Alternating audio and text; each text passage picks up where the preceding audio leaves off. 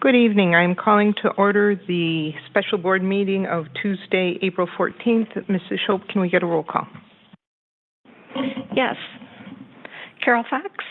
Here. Tom Hankins? Amy Levy? Megan Miller? Present. Brian Nichols? Here. Joanne Rue? Here. And Tia Johnson. Here. All members are present except Tom Hankins and Amy Levy. Thank you. May I get an approval of the agenda? So moved. Second. Motion by Joanne Rue, seconded by Brian Nichols. Any discussion? All in favor? Aye. Aye. Aye. Aye. Any opposed? Motion carries unanimously. Tonight we have a workshop-style meeting, and our first item we're going to discuss is budget guidance. The purpose of this is to have the board provide guidance to the administration to develop a comprehensive written 2026-2027 budget plan. We started this discussion at the last regular board meeting, and Mrs. Fox has updated the recommended guidance to district administration. Mrs. Fox, do you want to walk us through some of your changes? Yeah, the changes aren't terribly significant, but I wanted to sort out, what really we were talking in terms of what our priorities might be. And so I kind of put those at the top. And if anybody wants to add anything, but I put the maintaining existing pupil-teacher ratio guidelines, preserving the staff retention and recruitment by providing the 2.63 CPI increase, and prioritizing district programs and initiatives that help drive our student enrollment, like the Academies model and the DLI programs. So then the next section is, some of the documentation that would be needed in order to make some good decisions. And that's pretty much the same, but it's, the written plans, comprehensive lists of addendum contracts, the plan for the legal services and IT services, et cetera. So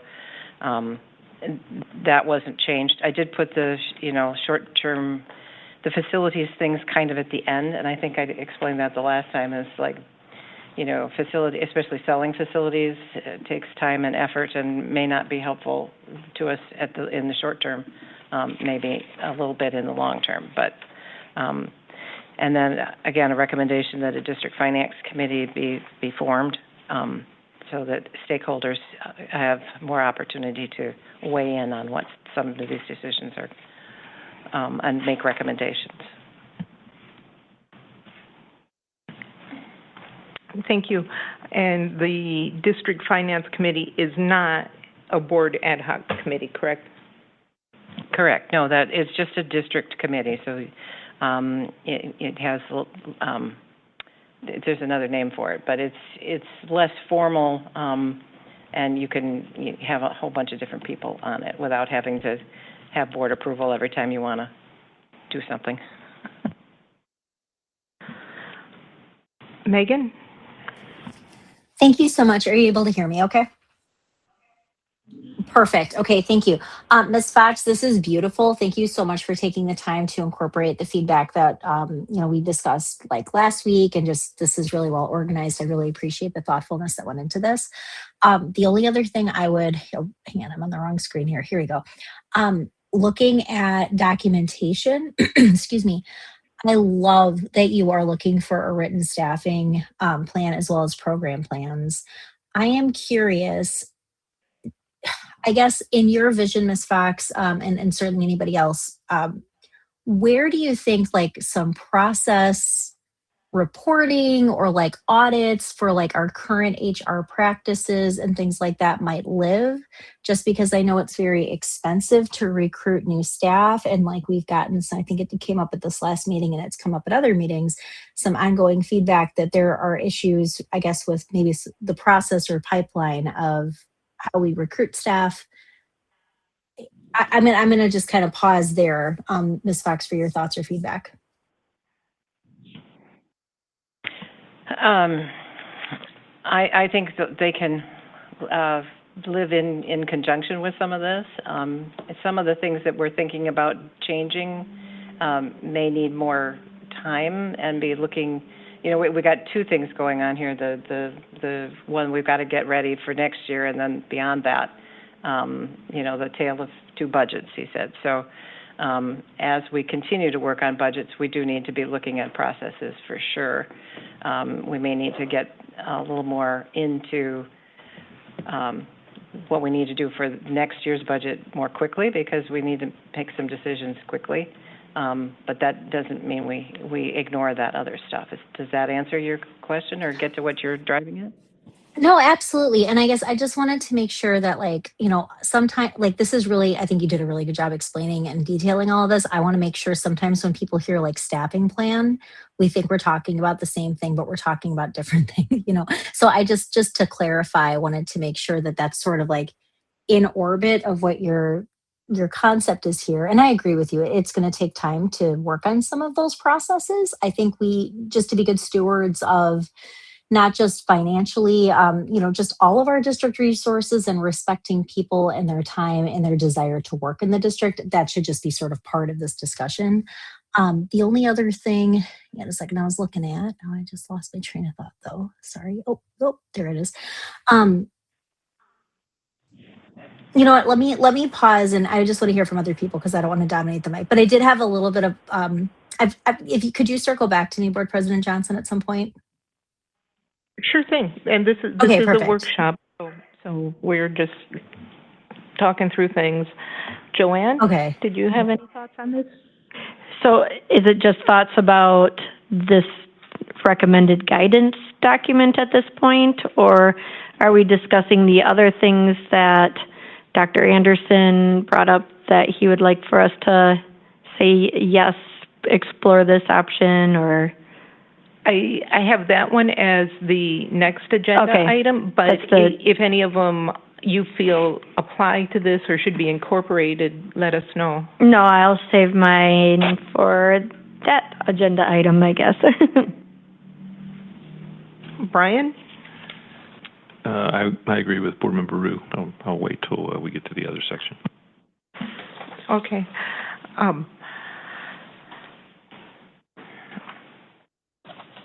Yeah, and I'll echo Megan Miller. I thank you, Carol, for doing this. I really appreciate it. The develop and update a short and long-term facilities plan to respond to facilities and maintenance needs. I think one of the things that we need to decide probably sooner rather than later, and this, hopefully will involve some community discussion and dialogue, but are we going to start closing schools, and which ones? Which ones make sense? We're going to have to consolidate. I know people don't relish the idea of having to close more schools, but it's the reality of the situation we're in. Well, I agree, but I also was looking back at reviewing what we discussed and what the questions are. It's do we let the roof go on these two schools? Because I know it's $1 million, but do we look for other ways to cover that? Because I'm not sure we want to let that go. And but we were just at the Aldridge parking lot the other day, and you know what? That parking lot needs to be redone. And how long do we not do those things and make our facilities worse? And I don't know what else to say, but we can't let our facilities go either until we sell them. We can let them go then, I guess. Megan? Thank you so much. Okay, thank you so much. Sorry, I double-clicked there. My apologies.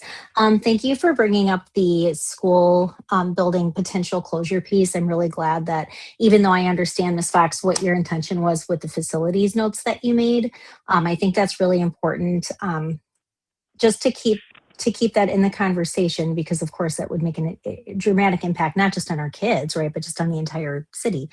So since you clarified that our next agenda item will be just to go through those delineated questions, I guess I have three more sort of just like broad topics that I think should be part of the conversation that we don't necessarily need to deep dive into. One, building off of what Board President Johnson was just saying, and I think I brought this up last time too, I think we also, in addition to this guidance, as a board need to be prepared to work with the administration to put together some kind of a communication plan. Now that could, Ms. Fox, like I'm not exactly sure the scope of work that you're envisioning for the finance committee. That certainly could dovetail and be part of the same kind of initiative. But as a board, I think we need to be very intentional, like right now, about setting a calendar for like where and how frequently will we be putting together, whether it's roundtable or just listening sessions, to get people's feedback, whether it's about the budget, whether it's about potential referendum stuff. I think it's a bit premature. I'm not saying like next week. I love that we're doing this tonight so we can really everybody can get on the same page, at least on a large level, so that we can take something to community and say, hey, so here's the scope of what we're looking at.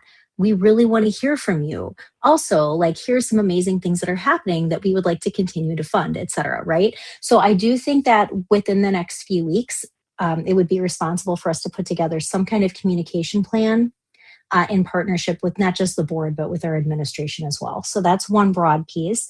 Another broad piece, I remembered my train of thought from last time. I know that this is not ideal, but in the spirit of a tale of two budgets, I'm going to throw a third concept in there just to spunk it up.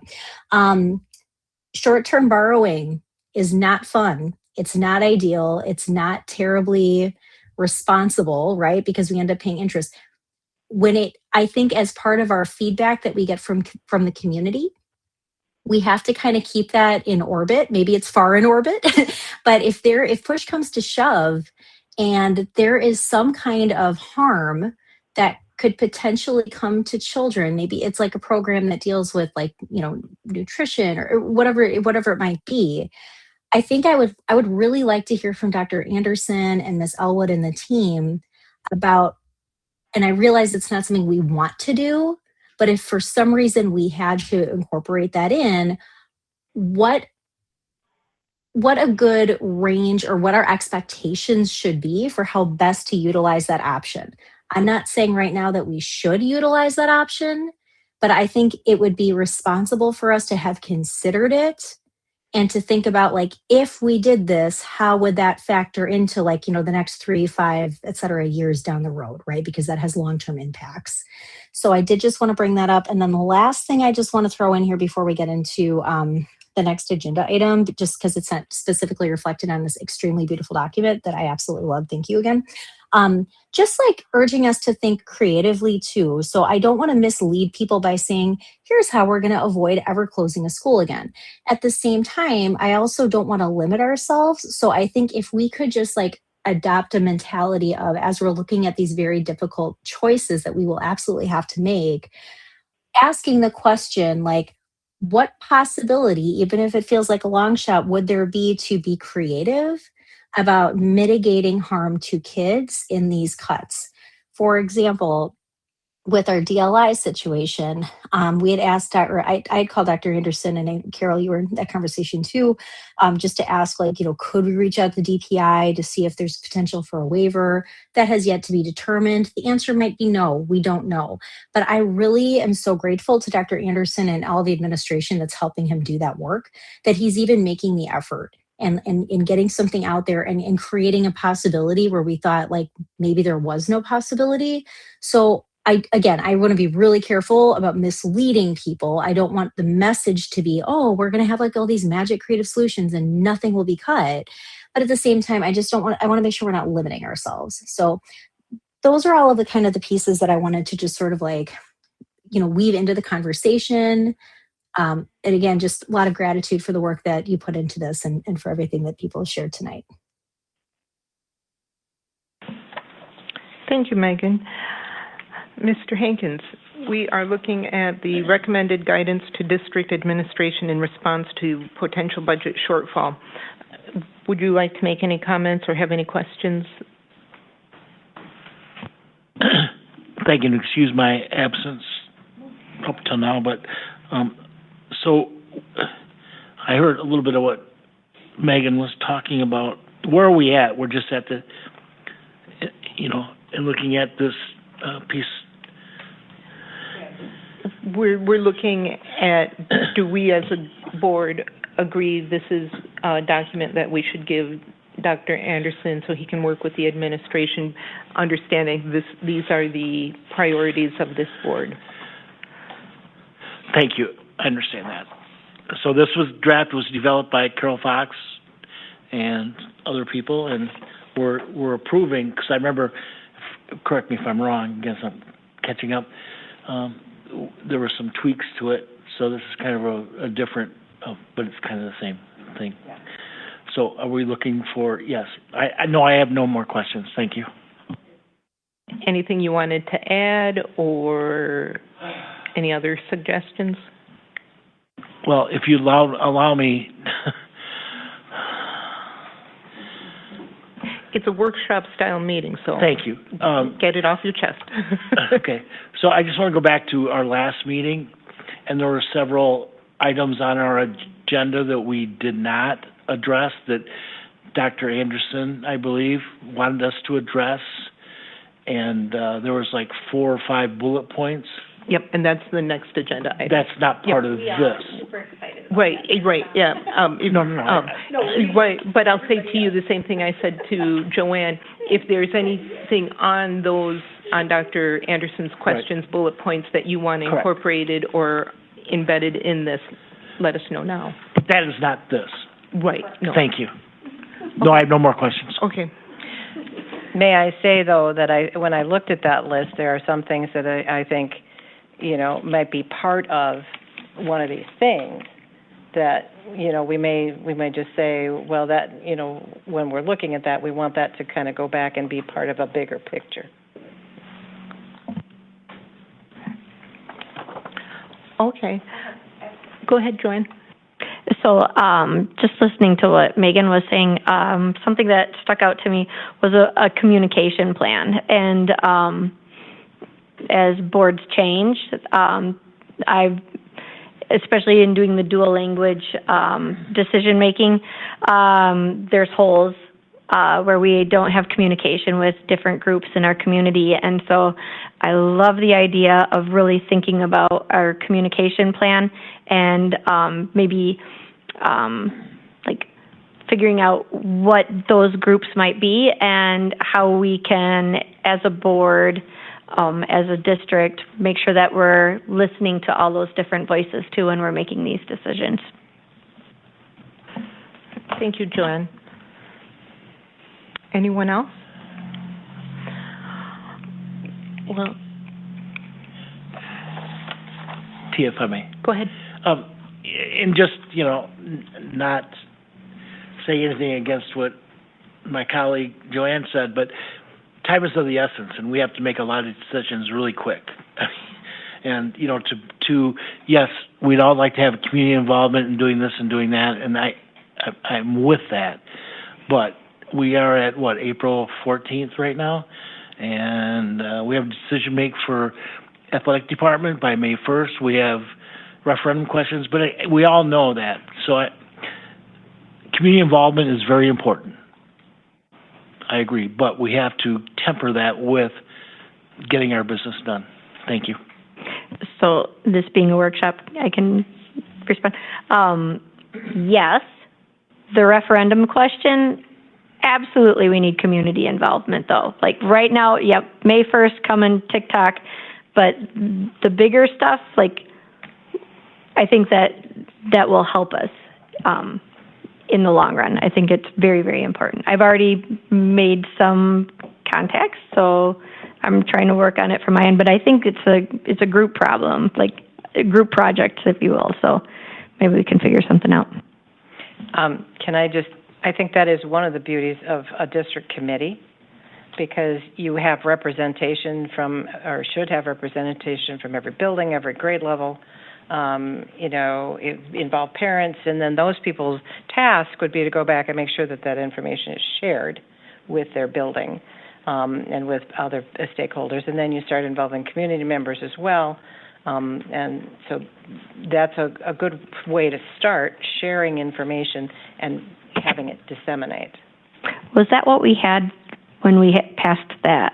The referendum, our last referendum that passed, is that what we had, Carol? Because you were still, no? Does anyone know? Michelle, do you know? Is that what we had? Because we had a huge group of people that like went into all the different schools, that went into the library, had all these different roundtables, and it wasn't the superintendent, it was firefighters and police officers and PTO presidents and things like that. I believe that was a group independent of the school district of Beloit, because we can't do that. Board members on their free time can. Right. But I'm letting board members know, and new board members, incoming board members, on our free time when we're not wearing our board member hat and we're individual citizens, we can promote or advocate one way or another. But when we're board members and when we are administrators for the district, employees, you cannot. So yes, there are different community groups that are, air quotes, the yes groups or the no groups, and more power to all of them. But again, just for information sharing, you get your groups going and they can share information. We're talking about budget cuts and things like that, not necessarily a referendum thing. The referendum makes it a different level. But information sharing and talking about, direction of what we want for our district, that's a different thing. Correct. Yeah, and I don't know of any groups that went to any libraries or anything to talk about our budget, unless it was a referendum. So, Carol, do you mind if we ask to have incorporated another item for developing a communication plan, and then Mrs. Shope have this on next Tuesday's regular board meeting for approval? Oh, that's fine. To present to the district administration? Yeah, that's fine. Okay. Tom? Yeah, I just have one question, and maybe it was covered. Ms. Fox and Tia, was this run by admin, i.e. Leah and Dr. Wayne? It's just something that what we're asking them to do. At the last board meeting, and I'm sorry, Dr. Millett, I did not ask you your opinion. I figured you would have jumped in if you wanted to say something. And do you have anything that you wanted to add, or any questions, or? Okay, Tom, does that answer your question? Yes, it does. I just want to make sure. We are separate, but we are together. Yeah. Thank you. Yeah. Okay. Oh, Megan? Thank you so much. I'll be brief. I really enjoyed the last conversation there, and I just think a nice way to sort of braid those those different conversations together is just under the larger concept, right? That the budget is a tool that funds a vision. So while we may not in the past have gone out to the community to say, hey, here's what we're going to cut, what do you think? I think if we frame it as, what is, given the scarcity of resources we have, what is the vision that you want to see? What should we fund, right? Because the budget should be shaped around and be a mechanism of forwarding that vision. So to that point, I do think it's important to get community input. And maybe as we move forward too with the superintendent selection, it's a nice way, and I'll just use this word again, to braid together community feedback on superintendent pieces, right? A potential referendum and the inevitability of some big budget changes that are going to happen. Also, Dr. Millett, thank you so much for getting the staff survey out to folks. I'm assuming that what we put forward from a board perspective, this document, is that going to go in tandem with feedback that you get from staff, or is that something that we need to include in our document? I'm assuming it's the former, not the latter. We have that available if you would like it.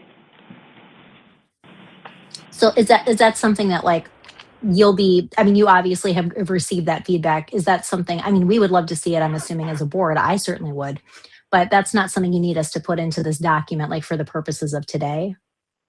We'd be happy to share it with you today. Sounds great, thanks. Okay, thank you. So our next item is the one that, Joanne, I think you want to talk to, and this is the 2026-2027 budget. On Monday, March 30th, Dr. Anderson reviewed different budget options with the board for balancing the 26-27 budget. This board discussion is to provide administration with how they would like to proceed budgeting in the following areas. Does the board want administration to add $100,000 to athletic budget so that all current athletic teams can operate at the 25-26 level, or does the board want to have administration work with Dan Gratz to reduce our current athletic offerings so that it can operate under the budget levels established for the 24-25 and 25-26 levels? Vacant properties. Does the board want to sell vacant properties currently owned but not being used by the district? Fund 80. Does the board want to proceed with using Fund 80 as a means to provide after-school programming for local students at Boys and Girls Clubs? Legal counsel. Does the board want to create a job description and posting to move forward with hiring an in-house attorney to assist the district with current and future legal assistance? Communications director. Does the board want to restore or create a new position to deal with district communications and OPEB funds? Does the board want administration to use OPEB funds to help balance any projected budget shortfall for the 26-27 school year budget, or does it want to retain these funds to help alleviate projected shortfalls in the 27-28 budget? If the second option is chosen, then additional reductions will need to be made to existing staff and programming. Mrs. Elwood, was there anything that you wanted to add before we jump into discussion?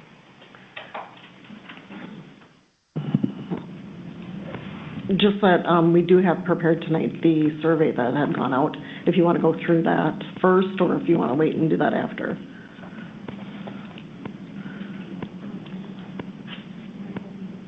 Yeah, let's go through that first then.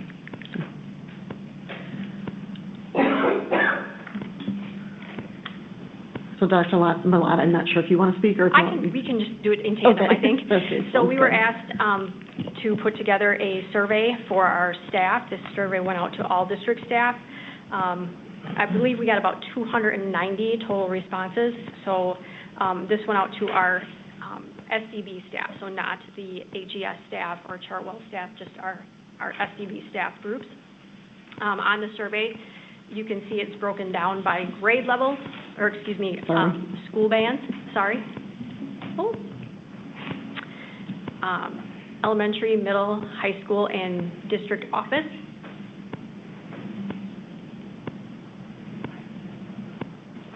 And this was by groups, by the major groups that responded. The majority of the responses were from teachers.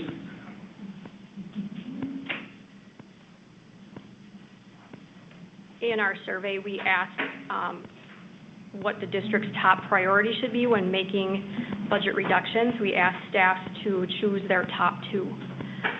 So the priorities were protect classroom instruction with 122 responses, maintain student support services at 156 responses, preserve class size, 92 responses, maintain extracurriculars, 44 responses, I think. I can't read that. Mm-hmm. And retain staff positions, 114 responses. And then not too far out of the box was maintain facilities and operations. With, and then the remainder of the responses were people filling in the other. And this kind of summarizes what the main ideas were from people.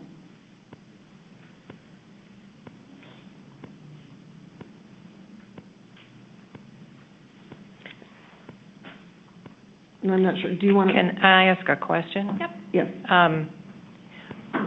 What does it mean, retaining staff positions? when we're talking about protecting classroom instruction, preserving manageable class sizes, and maintaining student support. And then what else? I mean, retaining staff positions is what else? Retaining staff positions would be the positions that we already have staff in, so not cutting positions that we already have staff employed in. So that would be looking differently from reducing the positions that we have not filled. What was the question? How was it framed? I would have to go This back. is the question. In your opinion, what should be the district's top priority when making budget reductions? And retaining staff positions was one of the items that they could choose two of.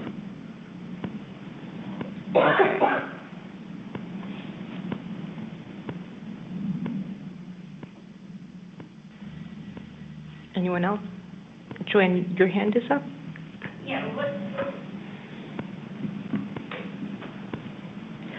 What are the things at the bottom of that? I wasn't understanding the rest of that slide. So there was an option for other, so that was where people. Okay, so, because some of these look exactly, preserve, prioritize class size is listed again.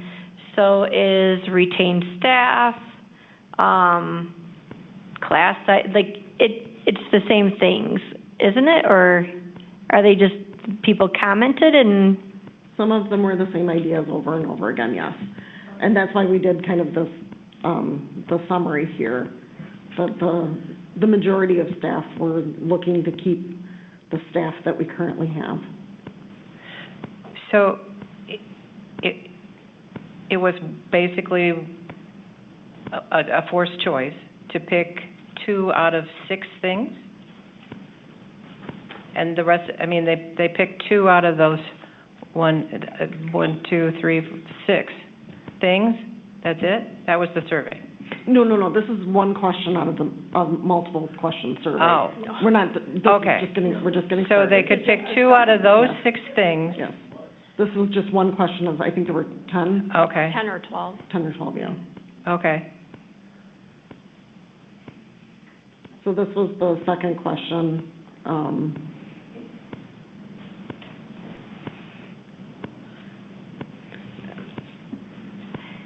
So out of all the budget reduction strategies, which were the ones that people were supporting?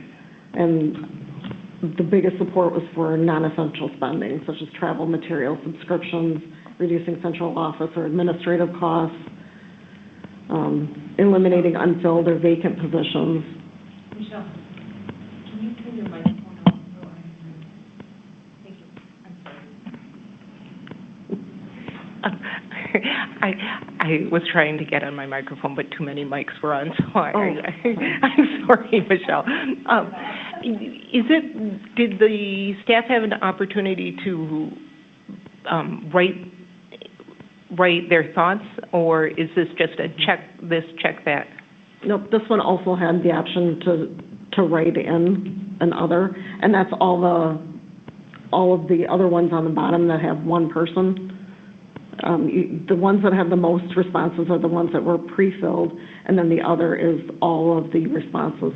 And this doesn't have all the responses, obviously, because it was super long.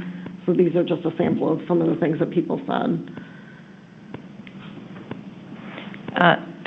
Reduce non-essential what at 64%? Spending. Spending. Yep. And we can provide you with what the survey actually looked like too. I guess I didn't realize that I had cut it off so much when I copied it.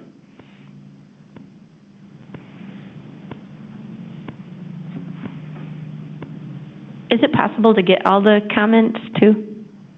That bottom part? Yes. Okay. Yeah. I have it in an Excel spreadsheet. It's pretty lengthy.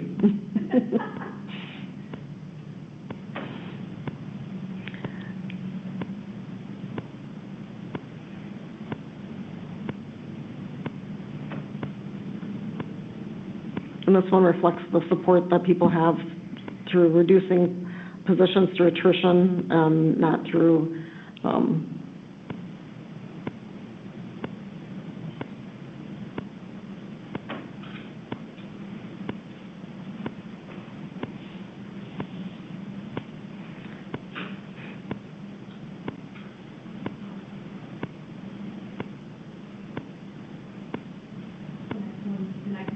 The next one here talks about, is an opinion on what is most important to consider when making our staffing decisions. They have the option to pick two.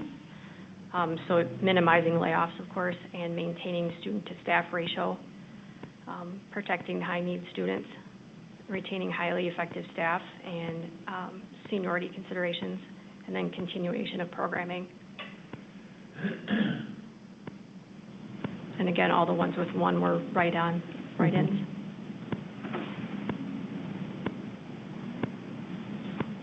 Same question. I have a question, but it's on point, but it's kind of off. Going back to attrition, and let's look to 26, 27.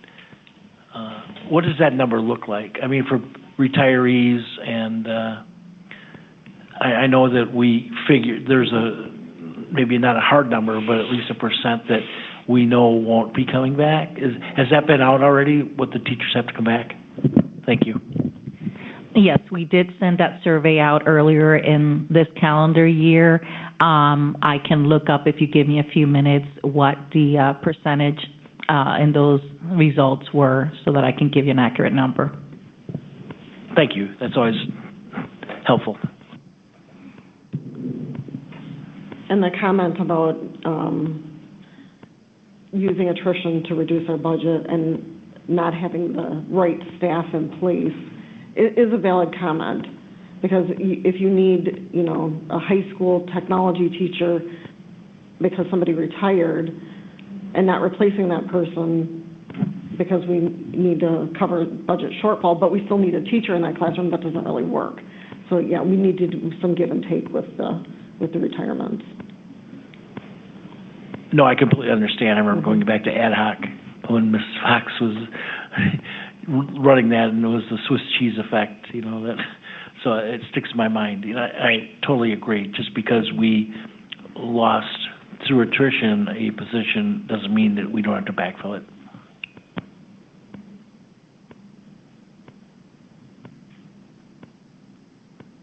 And this next question was about program and service considerations,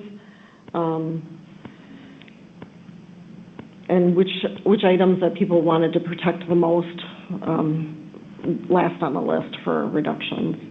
And the highest number was core academic instruction.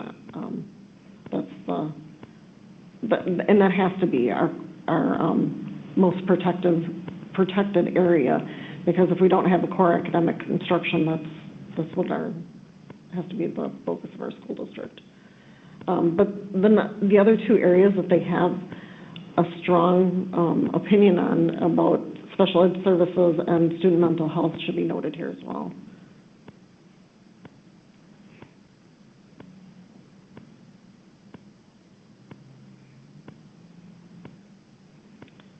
And the next question was regarding school health services. And again, the survey results show very strong support for our school health services.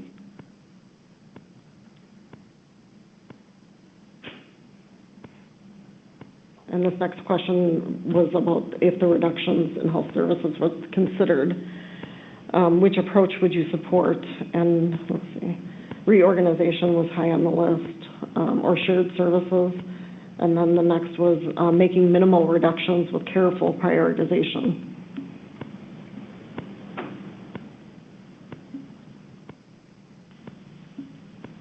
The next one was school safety and security, and again, you can see that they have very high priority with school safety and security. They value that as extremely important. Again, the next one is safety and security, and if reductions in school safety and security were considered, which approach would you support? And they overwhelmingly avoid reductions whenever possible. And then make minimal reductions with careful prioritization. So essentially keeping our kids safe wherever we possibly can. So overall, our school staff, our SDB staff views that safety and health services very important, critical pieces of our students' day. And this next section is technology planning. It was interesting to see how many people were in support of moving away from a one-to-one model. 41% reduced the number of devices, shared use models, and 35% to phase in replacement over multiple years.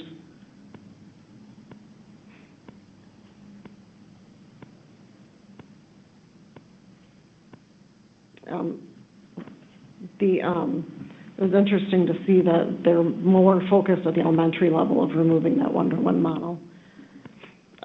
Just a suggestion that if we do move to a different model, that we'll have to take into account curriculum needs at those levels as well, because there's been a number of curriculum developments that have been dependent on those technologies.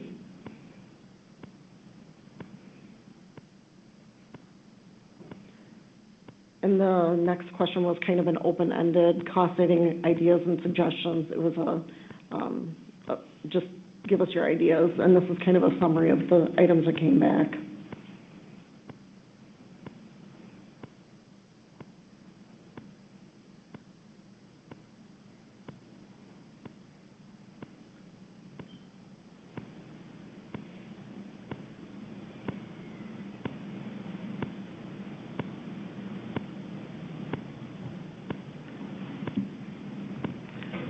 I'm sorry, did anybody have any questions on any of these? I'm a slow reader, so I'm just laughing because I'm going to have to just look at this later on and like be able to sit and really look through it.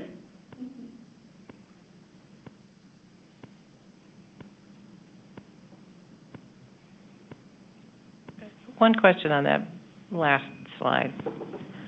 I thought we are no longer using Ford NGL for academies. Is that true or not? They've been using it. They've been using it as an outside contracted services still? I'm not sure as far as outside contracted service, but I know they're still using the academy model, but I thought they were no longer. There was a payment to Ford NGL this year. I can't tell you the exact amount, but I think it was under the $25,000. Okay.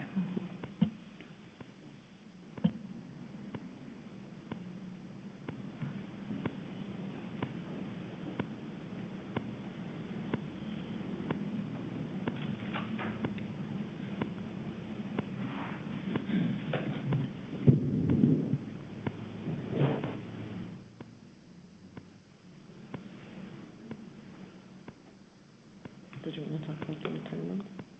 Yes.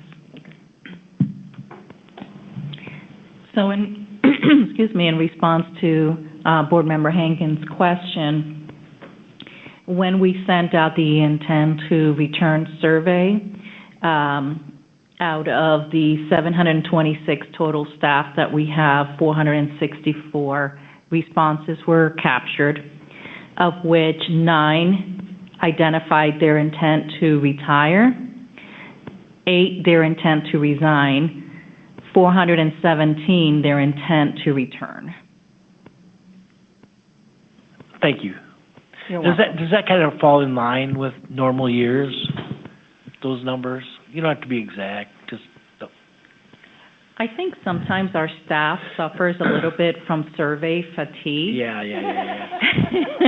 And so I think that the approximate 50-something% response rate is very positive compared to some of our other surveys. I agree with that. You know, and I go back to, you know, in policy and at the board, we did the Exhibit A, and the amount of resignations that happened. You know, who obviously somebody saw it coming, but you know, is that captured in the numbers that you just told us? And I'm not asking, you know. No, I mean, you don't know. It just happens. No, some people are very organized and they have their life planned out enough where they know back in January or February what they're doing for next year. Right. Others are still considering their options, so they do not respond. Right. And then we see Exhibit A where we have a considerable amount of resignations or retirements that are not captured in the survey. Okay, thank you.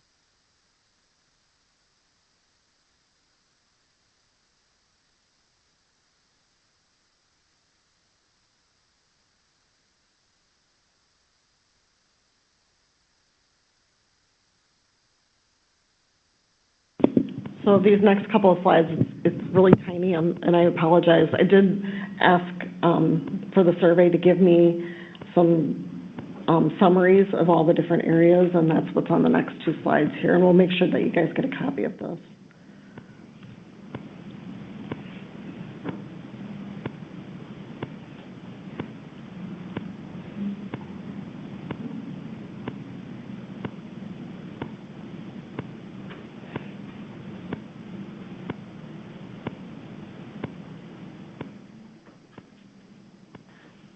I have a question, and maybe this might be a question for Rob or Lauren, our legal counsel. One of these that jumped out at me, several responses suggested holding parents and students financially responsible for repairs and replacement of damaged devices. And I wonder if it is that limited to just the devices or damaged things sometimes when students, are escalated and having a episode, they might destroy sometimes staff members' personal effects. Can we legally require parents to be financially accountable for that stuff? So in the case of where, say, for example, a student breaks a window in a school, yes, we do bill the family. We go through the police department, and a fine is assessed, basically. And typically, we do get those paid back. In the cases of the Chromebooks, we do charge a fee for a lost Chromebook. A lot of the repairs and maintenance type things are covered under our warranty or our in-house repairs, and we don't charge those to the student unless it's significant. Like if they destroyed the Chromebook, then yes, we would charge the family a fee. And say a teacher had a coat on their chair and a student destroyed that coat, does the district go after the parent for the cost of the coat? Those kinds of situations, I'm not sure. I'm not aware of if we do or not. I'm just aware of the bigger ones. Okay, thank you. Yep, thank you.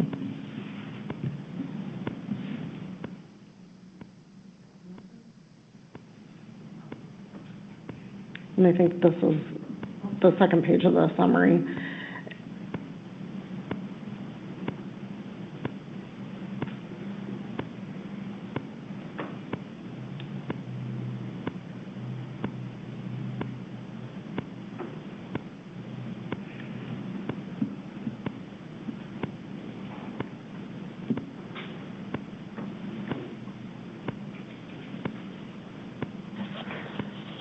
Are there any questions or comments, thoughts, anybody want?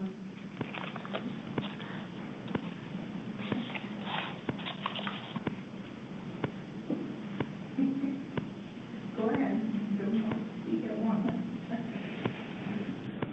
Sorry, I have my hand up if that's okay. Sorry. Thanks. No, I mean, I'm like Joanne. I need a minute to read and consider and process. I think before I say anything that's like incredibly of value, but I do truly appreciate this. At the turnaround time from administration to put this out was outstanding, and this has just been such a valuable addition to this discussion. And so I just wanted to say thank you. Yeah, thank you, Stephanie and Dr. Malat, for doing that, especially on such short notice. We really appreciate that. One of the things that I did... Missy Beavers helped with that as well. Oh, thank you, and Missy Beavers. Ms. Almendarez helped with the analysis. Okay. Thank you, all cabinet members, and Brett Berg. The district has a policy 343.2, which is class size. The student-teacher class sizes listed below are intended to serve as guidelines for determining staffing needs within the school district of Beloit. The Board of Education Administration will make every effort to implement the policy within the constraints of the budget, space, and staff available. Elementary levels, 3K to 3, it is 22 to 1 or 30 to 2 average goal. For 4 to 5, grades 4 to 5, it's 30-to-1 average. For middle school, the core classes is 30-to-1 average. Electives are 30-to-1 average and a 15-to-1 minimum. And Phi Ed is a 30-to-1 average. High school education classes are a 30-to-1 average and a 15-to-1 minimum. I'm wondering, do we know how many high school classes or middle school elective classes that we have that have fewer than 15 students, is my first question. And then my second question is, do we know how closely we are adhering to this policy? And I understand these are averages and goals.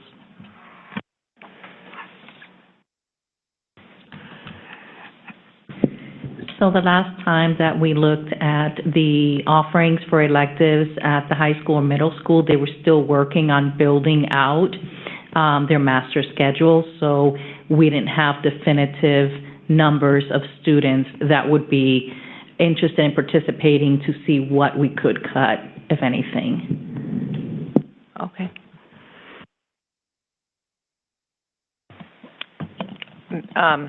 That's why we need a staffing plan, right? I mean, that's how you figure out where, what the class sizes are and where the issues are or are not, because we have declining enrollment. So, my understanding is that we have lost since the beginning of the year to the end of the year, we lost about 100 students. So at some point that does translate to classroom teachers, that even though we can keep it under these qualifications and restrictions, the other thing we might need to consider is raising the minimum if we need to be doing some cutting, which we need to do.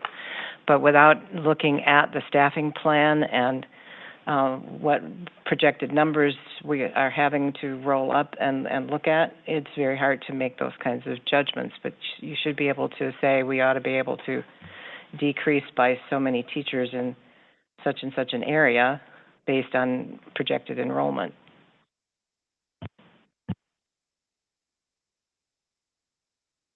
Oh, certainly. Go ahead, Brian.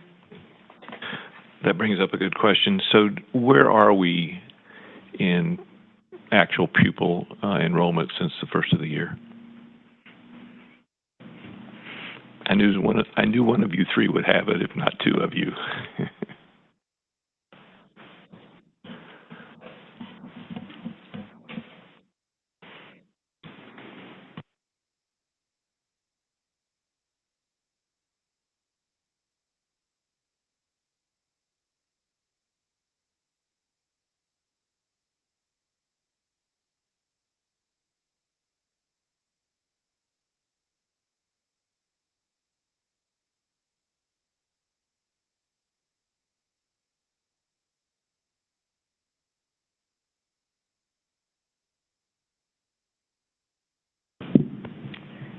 As of yesterday, our current enrollment is 4733.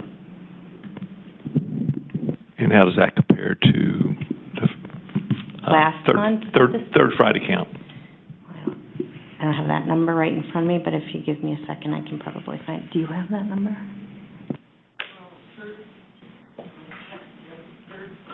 Third Friday count versus enrollment is not apples to apples. I'm sorry. You're right. Yep. Actual enrollment. Actual enrollment right now is 4,733. No, what was it at the beginning of the school year? At the end of September, when I did the count.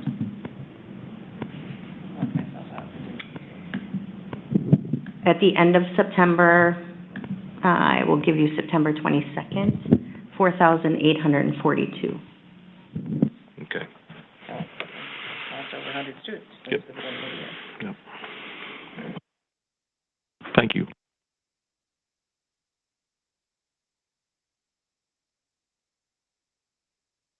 Are we ready for, like, our thoughts on all that? Okay. So, after our last meeting, budget is not my strong suit, and I didn't say much, and so I figure if I just say stuff at the beginning, then I won't chicken out. So, so these are the things that I reflected on. We passed the Hendricks proposal. We almost passed the last referendum. We've cut millions and millions already. And I think our community is seeing that we are trying and are willing to invest in us now as a district. And so we've got this OPEB money.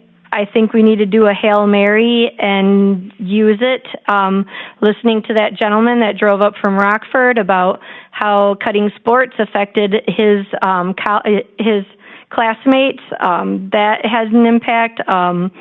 All the classes that our students come here for, we want to keep them here. We've got a lot of stuff going on that are good things, and there is nothing that is low-hanging fruit anymore for us to cut.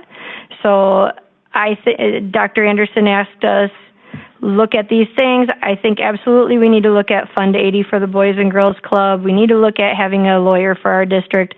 We need to sell that vacant land. And I think the sports thing, we say yes this year, but then we need to have a real budget for it next year and not ever do that again. Because $100,000 over when it didn't work last year, we should have caught this before this point to know it wasn't going to work this year. So those are all my thoughts. Thank you, Joanne. Anyone else? Tom? Well, I'm not sure if this is the proper time to be an overview of what my colleague just did, and I think we're going to attack them individually, I would imagine, correct? Because they are individual items that are... all under letter B. I understand that, but...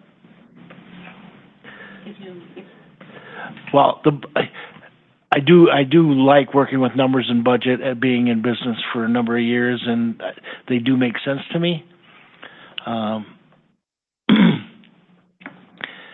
You know, money in, money out, and it's got to equal at the end of the day. You know, and how we get there is a different avenue, and we have lots of things to decide. You know, I don't want to lump them all together. There are several different things going on, selling of properties. You know, they're all individual. But yes, we have to show the community that we're doing our due diligence in sharpening our pencil once again and making sure that every dollar we spend is going back into the students. So as an overview, that's just the overview. So to me, they're all individual and just, pardon me? Yes, I know. We can go through them one by one. Well, thank you. Brian? No, well, if we're going to do that, I'll wait. Okay. Thanks. Carol? Well, I guess I can hold off a little bit too, but I don't think we can just say we're going to use OPEB money without doing the due diligence of looking at what can be done without using it. It's a one-time deal. Once it's there, it's gone. I believe we have about $4 million left, or is it more than that? Over 4. But that depends on whether we use any this year. But I don't think we can just say we're going to use it until we look at what else we can do, and then maybe use some of it. But I wouldn't want to just say we're just going to use it.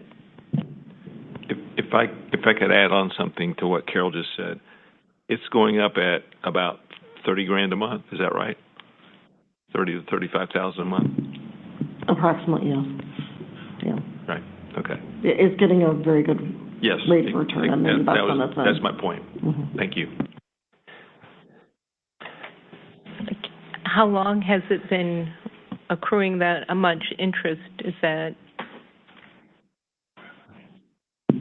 I've only been in the district for 3 years, and it's been there since I started here. So the last person that was drawing a benefit was in October of 24, and I think that money had already been there a number of years before I arrived in the district. Okay, so there is a benefit to hanging on to the OPEB money for this year, knowing that we are going to have a huge financial burden next year that we're going to have to look at and allowing that to accrue that interest?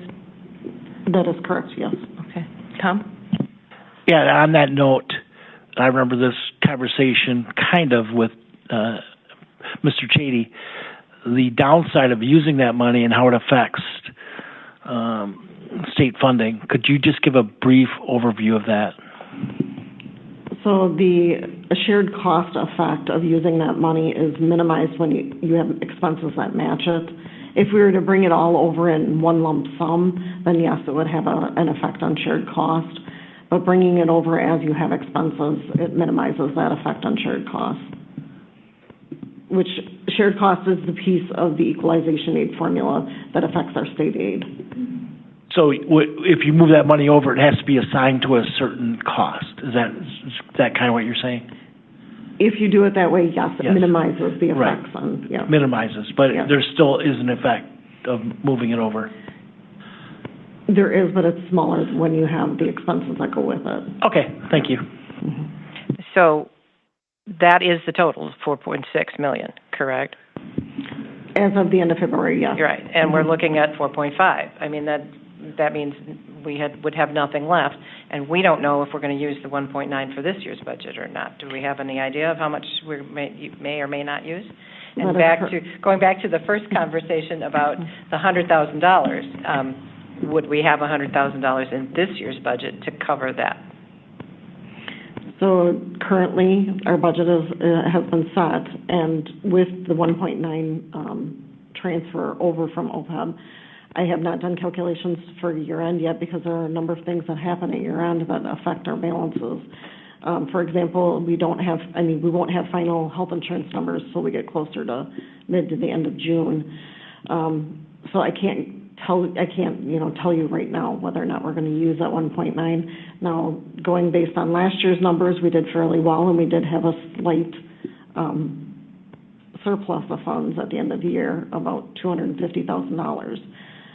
So, and we've been running pretty lean this year. We've been very careful about not spending as much money as we had in the past. We've been very careful. We haven't purchased any new technology. There's been very little major upgrades or improvements for our facilities. We've been very, very careful. But like I said, the health insurance, because we are self-funded, those numbers could change when we get towards year end. And I would caution the board to be using up our savings or fund balance in a one-time cost or one-time year, because then the next year we are facing a very large deficit if we lose 600 students.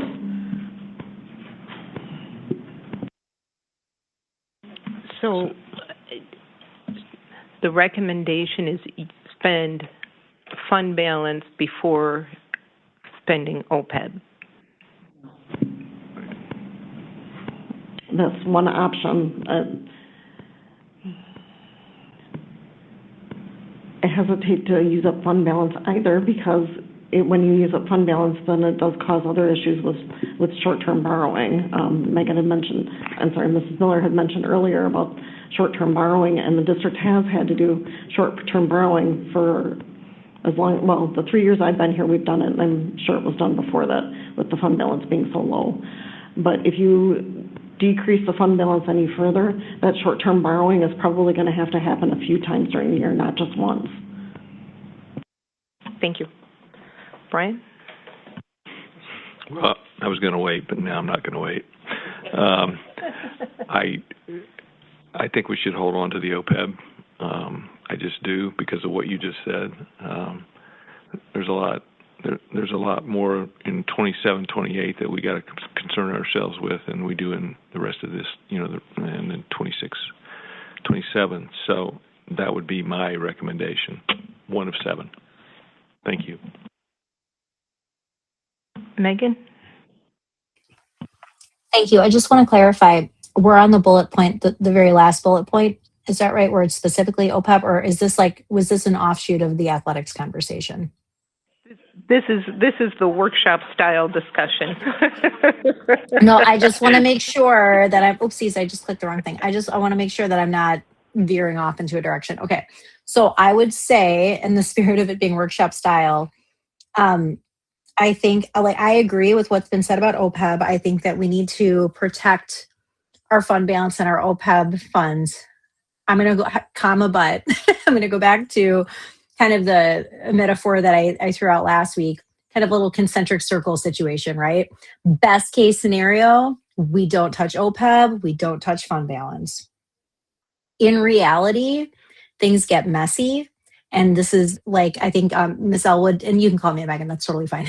But Ms. Elwood said earlier, you know, our chief responsibility is our children and their education. If push comes to shove, and you know, in theory, things look good on paper, but then in practice, it becomes something different. I am not opposed. And I think it would be irresponsible for us not to have like some kind of a plan B. I think in the spirit of what Joanne was saying too, like I really agree that we need to be thinking about how do we most conservatively and responsibly, but still use those funds, whatever, whether it's through cuts or having to dip into things to make sure our kids get what they need next year. So it's a balancing act. That's why we're having this conversation. So what I'm wondering, in the spirit of this last bullet point, before getting into the specifics with athletics or anything else, would it make sense for us to say, like, just like Dr. Anderson came to us with the here's the tale of two budgets, scenario A, where we use neither OPEB nor fund balance, you know, looks like this. Scenario B, like I think Tia, this is what you were just getting at. Would it be better to use OPEB or fund balance? Like we're going to have to make a decision because at some point we probably will have to dip into one or two of those. So I really like the conversation that we're having, right? Like figuring out what are the pros and cons about Fund 10 versus OPEB.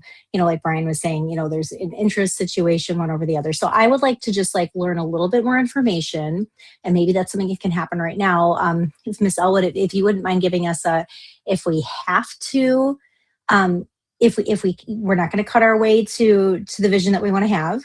It's kind of likely that we'll have to dip into one or two of these things.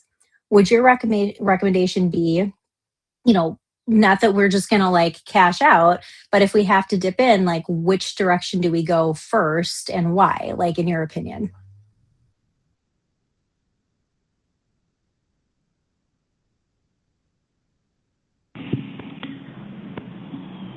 It's a super interesting question and quandary. And I hear what you're asking, but I don't know that I can give you a definitive answer of which one would be better to choose first. No, and that makes sense. I'm putting on the spot. Yeah. No, and I get it. Both of them have their pros and cons. Because once you use either one of them, the funds are gone. So that's the big quandary right there, is they're both equally important because they're basically our savings accounts. And once you use those monies, they're gone. So you can't use them a second time. So if we're talking about two budgets, you know, 26-27 and then 27-28, 26-27, we have a shortfall of about 4.5 million. And then I think that when we move into the next year, it's 14.1 if we do nothing.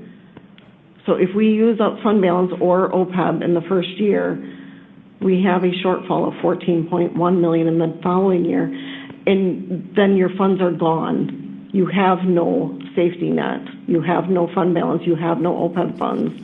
And then you're running the district at a negative fund balance. And in my kind of researching a little bit, districts that have run into negative fund balances, if they don't pass a referendum, then there's other discussions about the state coming in and having to give guidance as to what happens next. And I would caution the board. Oh, that's okay. I would caution the board to put us in that situation. I think we need to do some serious research and review and make informed decisions about where to move to next. Because we don't want to be running into a situation where we're running a negative fund balance. So we do need to talk about, are we going to make the cuts, or is it impossible to make enough cuts and we need to talk about referendum? So Ms. Elwood, that was incredibly helpful. I appreciate it. And here's my recommendation based on what you just said. So it sounds like, without having more information than we have right now, because there will be some kind of impact to moving money from OPEB into our fund balance. Tom brought that up earlier. Would it make sense for us to say, obviously, our goal is not to spend money we don't have? It sounds like if we needed to, the place to do that would be fund balance and not OPEB. And then my other kind of like thing I want to throw out there is I don't see why we wouldn't go to referendum in November, given that everything that you just said. So like, just like we can almost maybe do an inverse. Like, I think we don't need to approve a budget until, the state doesn't even tell us what we're getting per pupil in any finality until October 15th. So we're not going to approve the budget until like just prior to November. I realize that that'll be before an election, but maybe as we get closer to that discussion, things are going to change. I liked how in the past we said, we don't want to touch OPEB, but if we have to, it'll be this much. Maybe we do that instead with like, here, hang, sorry. I'm not trying to like veer. I'm just trying to keep the two funds straight in my head.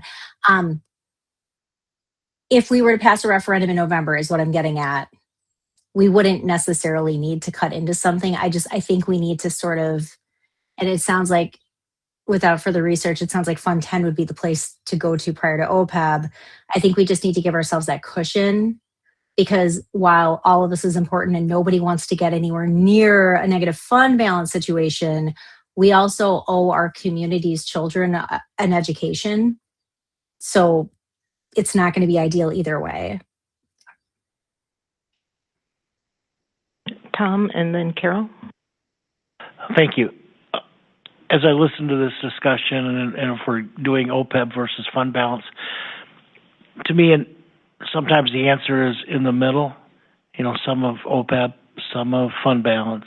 So we're not depleting either one. And we need to. I know we need more information, but rather the pros and cons of it, we can talk about that. But as I have in my adult life, sometimes the compromise is good. And I want to go back to one thing and ask Stephanie, and Megan brought up short-term borrowing. To my recollection, when we did use short-term borrowing, it was just used until we got a payment from the state. Is that correct? Or a payment coming from whoever? That is correct. Okay. So it's used as like a stopgag, right? Yeah. And so it's not like something that's still on the books. We pay them off as we get our funds. That is correct. Yeah. Okay, thank you. But I think it's, to me, it's an obvious thing to look at both of them, a little bit of this, a little bit of that, and I agree with trying not to use any of it. Our fund balance has never been what our policy says, 18%, which at that time was $18 million. Well, now we're down to a $90-some million budget. We're dipping down into the $7 or $8 million fund balance, and I agree. We can't do it, but we have to do what we have to do. Thank you. Tom, never say never. No, I understand that. I just think the fund balance has been in line with policy in the past, and from 2009 to 2012, when I was on the board previously, it was actually there were times when it was even above policy. That's wonderful, and I'm very happy. I'm sure but we've been out of policy for I don't know how many years. But anyways, my point is, I think just me that the answer may lay within using some of OPEB and some of fund balance. Thank you. Carol? We got to be careful about talking about October and the referendum and all of that. This budget starts July 1, and we have to be prepared to handle this budget for next year. So I go back to what I was saying before. We need to have our department heads and our superintendent go back and come up with some plans. This is what we could cut this many teachers, and this is what it would look like. If we cut these counselors or social workers or whatever, this is what it would look like. You know, and then we could do a different plan where if we did it this way, this is what it would look like. But we're talking in generalities, but we really need, somebody needs to come up with some better specifics about what it is that we need to be looking at. How many classroom, you know, he said there were vacancies and cuts, but we can't necessarily not fill those. But so, you know, so what do you need to fill? How many teachers do you really need? How many teachers do we have? You know, we have 100 students less. We should be able to reduce just based on that. So, you know, where is the plan, and how does all of this fold in with the plan? You know, it's like, I don't want to cut nurses, but, you know, what are we going to do about nursing? And you know, can we keep health room assistants and do something with a nurse that goes around? I mean, I need to see somebody come up with some suggestions and alternatives, right? It's like we could do this, and then we could save this much money. And then you could say, okay, yeah, we prefer that over that because it follows our priorities, right? You know, should we do legal counsel? Right? Do we do legal counsel and cut the director of nursing? I mean, how does that play off one another? I don't know without having better quality information to look at, and that's kind of where I am. I don't want to use OPEB money, but if all of the scenarios we see say, yeah, we can do this, but that's as far as we can get, we need to do another $1 million or $2 million, then I do it, you know. But we need to have it better planned out. And, you know, go back to all of our directors and our athletic director, you know, come back with a plan where you cut $100,000 out of your budget or $200,000 out of your budget. Give us both plans. Let us look at it, see what it looks like, see what we can live with. But, you know, we can talk all we want about whether we don't use or don't use OPEB, but if we don't have an idea of how much money we're going to use or need, you know, we don't have an idea of what to do. So that's why I came up with that other one. Thanks, Carol. Joanne? Isn't that what the Tale of Two Budgets had? I can't find it right at this moment, but like there were all those line items, like if we eliminate this, then this is how much money we save. If we eliminate this, this is how much money we save. I think that's what Dr. Anderson's plan was for us to look at that and decide where we were going to make those hard decisions at. That was just a beginning of discussion, and it's like, you know, work in progress, 10, you know, open positions, possibly 10, estimate $1 million. I don't know what that is. They had security. It wasn't really a plan. It was just, you know, that's what we spend on security. Should we cut some of that? It's not a plan. That's what we spend on professional development. There's not a plan for how much should we spend on professional development. You know, the closest they got was the, you know, elementary guidance at 4 and nursing and cutting all the health room assistants. So the guidance is actually counselors. And Leah, are you guys like looking for us to say, here, these are the areas we want you to look at? Because I feel like we're just like spinning in a circle here. And like, what do you want? Yep. We're looking for specifically what area do you want to give us permission to make some cuts. Right. And like, depending on who you ask, everybody's got a different idea of where to make the cuts, right? Like you ask the teachers, right. They don't care about the roof, they care about who's in front of them. But if you ask, you know, the people that are in charge of the buildings, they're going to say, oh my goodness, we need new roofs and parking lots and things like that. And so, like, I think Dr. Anderson, that's why I said, I think we need to just first start with those things and say, yeah, go ahead with those, because those are good ideas. Those are ways to save us some money. And then, I mean, I don't see a plan where we don't make decisions that severely impact our students unless we go into some pool of money. And that's, I guess, I wasn't wording it the right way before, but after listening to I'm not saying spend the whole thing, but I'm saying I can't see a scenario where we don't do that unless we're willing to do things that are going to be detrimental to the children that we serve. And so, like, I would just really like to start with the things on Dr. Anderson's list so we can at least say, all right, we got that going, and now where next do we look? So, I mean, I think they don't have a plan yet because plans take a lot of time, and so tell us where you want to cut, and then we'll show you the plan for those cuts, right? Is that right, Leah? I would say that's correct. There's been a lot of talk. We have done a lot of talking within our departments about things that we can cut per department. A lot of things are small things that add up to big things. The hardest part, of course, is cutting staffing. Of course, we want to do those cuts through attrition and, not hiring for positions that have been open for the whole year or plus. But overall, the high school is still, or last we know, the high school is still enrolling kids in the classes. So we will be taking a look at what the enrollment in class sizes are like.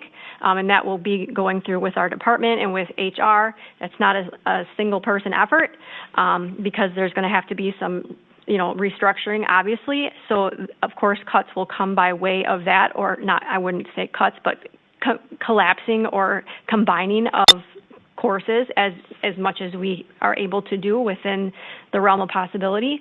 Of course, DLI, but that's something we're still in process of meeting with principals and restructuring how that will go. But again, that is not a budgetary cut. It's just we're restructuring that kind of program. Looking within departments, again, like I said, we've cut down, we are able to cut over $230,000 just in software alone. Because we have programs that we aren't necessarily using to their capacity, or we have programs that are essentially duplicates, so we can reduce in those areas as well. But it's those bigger cuts, like what do you want us to focus on? Do you want us to delay a roof in a parking lot, or do you want us to focus on an athletic budget? What does the board want to focus most on for this next budget year? Because once we get that settled, we need to move on to 27, 28. So for sure we need to look at the athletic budget because we're over, and so we don't need to just. We at least need to cut 100,000, but probably more. I do know. So T and I talked the other day about what's going on with the literacy program and stuff in our district, because originally I was very nervous about saying we can't use, or we could save money with technology in our classrooms. But I've been talking to teachers, and now the survey, it mirrored what I've heard too, is that our elementary schools, we don't need to be dependent on one-to-one devices like we thought we would needed to. And I think we don't need to depend on them like we did, but I do think that there is still a dependence, but that will come with a cost savings as well. Rather than having one-to-one devices, we can have sets that people can use for the instruction time. So when that comes around, I do think that we will be able to have some savings there, certainly at the elementary level. But again, like Director Elwood said, when we are going through with our curriculum and planning, some of our curriculum companies are exclusively dependent on technology as well. So that's something that we need to consider as we're revamping curriculum in the future. Is that something you and I could sit down and look at then? Yes, ma'am. Megan? Thank you so much. First, Joanne, I 1,000% agree with everything you said. Further, I guess, just in the spirit of getting to what Dr. Malat needs us to get to, I'm looking at these bullet points. I'm giving them numbers from 1 to 6. Okay, so number 1 would be the athletic thing. I am not prepared to approve any additional funding for the athletic piece until I see a plan. So that's kind of where I'm at on that. Number 2, vacant properties, same thing. Of course, I would rather sell properties versus cut anything. I need more information. So I don't know if Board President Johnson, if that's something I'm sure that's already on your radar to for a future board meeting, if we could just like kind of get some of those numbers. But yeah, in a general way, absolutely 100% yes, let's do that before we touch a classroom situation, right? Fund 80, my specific request for that item is that you / Dr. Anderson / I don't know, because I don't want to be in the weeds, whoever like the administration believes is necessary should meet with not only the city of Beloit, but with like community action, with the Boys and Girls Club, all of the like amazing nonprofit situations like that we have in our community right now that already do work with kids, and figure out how do we dump all the Legos on the table that we already have and rearrange them in a way that doesn't create a ridiculous tax burden, but better utilizes Fund 80 and enhances programming to all children, not just the kids in our school, like our entire city, all of our kids, it makes life better for everybody. Okay. So that's my opinion on Fund 80. I would really love to see some follow up. And I'm not trying to be like, I'm sure you have like 85,000 fires that you need to put out right now, but like in a timeline that you believe makes sense, but like sooner rather than later, I think we need to have those discussions. And I would love to hear, and I'm happy to participate too, but some kind of report out so that when we approve a preliminary budget in June, we have a very specific sense of like what our Fund 80 plan is. Because I know the community is always very interested in making sure that those dollars are spent appropriately. The legal counsel thing, yeah, dude, absolutely. It just wherever we can save money, I'm looking forward to seeing your plan for that. 100% would support what you guys believe is best. That will be a cost savings. Communications director, I would love to just see a cost analysis just for the next 2 years, since we're looking at 26, 27 and 27, 28. Would it be more cost effective to hire in-house versus doing some kind of contract with Hadley? I would love to see like a side or like any other, I would love to see a side by side, because I really don't have a concept of like all of the costs that would be involved in that one way or the other. So whatever makes sense there, I'm going to support. We already talked about OPEB. So last comment for me, Dr. Millett, to your big picture view, the core, like we do not touch unless it's like the apocalypse would be services to students. So like when you present to us, because we're giving you some guidance, I hope it makes some kind of sense, the guidance we're giving you. So like whenever we can make sense of this when we come back, if we could categorize things in terms of services to students, I want to touch those last or not at all. I would, just to be clear, like DLI, for example, I believe is a service. I know we call it the DLI program, but these are instructional services to students. It's high retention, et cetera. So like, I'll just clear up that one specific point. And then the next thing out from that, which nobody wants to touch either, but I want to touch this before services, would be programs. And then outside of that, the next outside thing, like the thing that I think we need to go after, is all of the ancillary stuff that you have on this list, right? Like legal, communications, how do we better use Fund 80, et cetera. So that is my, that is like my $5.37 opinion on kind of the large scope and all of those bullet points. Thank you. Carol? I would refer you back to this. Maintaining existing district teacher-pupil ratios. These were the priorities that we've discussed, and from there you can go forward. As far as I'm concerned, if you need to, a point by point, which I don't necessarily. I don't know about the. I'm concerned about the athletic budget for this year, because we can't be starting to cut spring sports now, can we? I don't think so. So I think, we're going to have to bite that $100,000 for this year. Never again, right? But, and it has to be less. So, figure out a budget where it's less. Vacant properties, again, vacant properties to me are like OPEB money. It's a one-time deal. If it can work, fine. If not, fine. Fund 80, absolutely yes. I listened to that again, and I can't remember, Mr. Rand, I think his name was. He said he gave a plan to Dr. Anderson. It'd be nice to see the plan. And again, I agree with Megan. Anything else that we could put in there would be fine. Legal counsel, only if it saves us money. Communications director, no.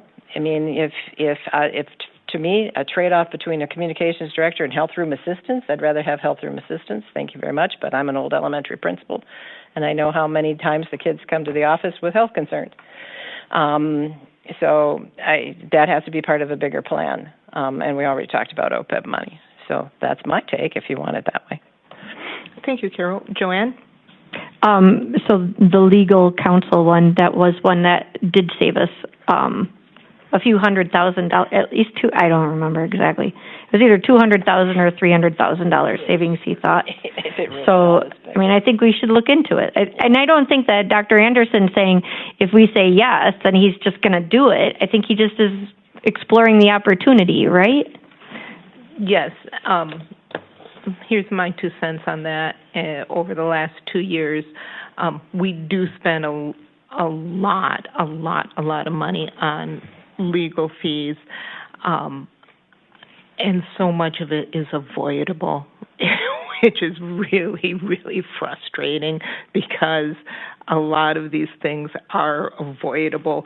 We have policies for a reason. We have expectations for a reason, and it's to me sometimes mind-boggling how and why we find ourselves in the situations we are. It's part of the painful process of making improvements.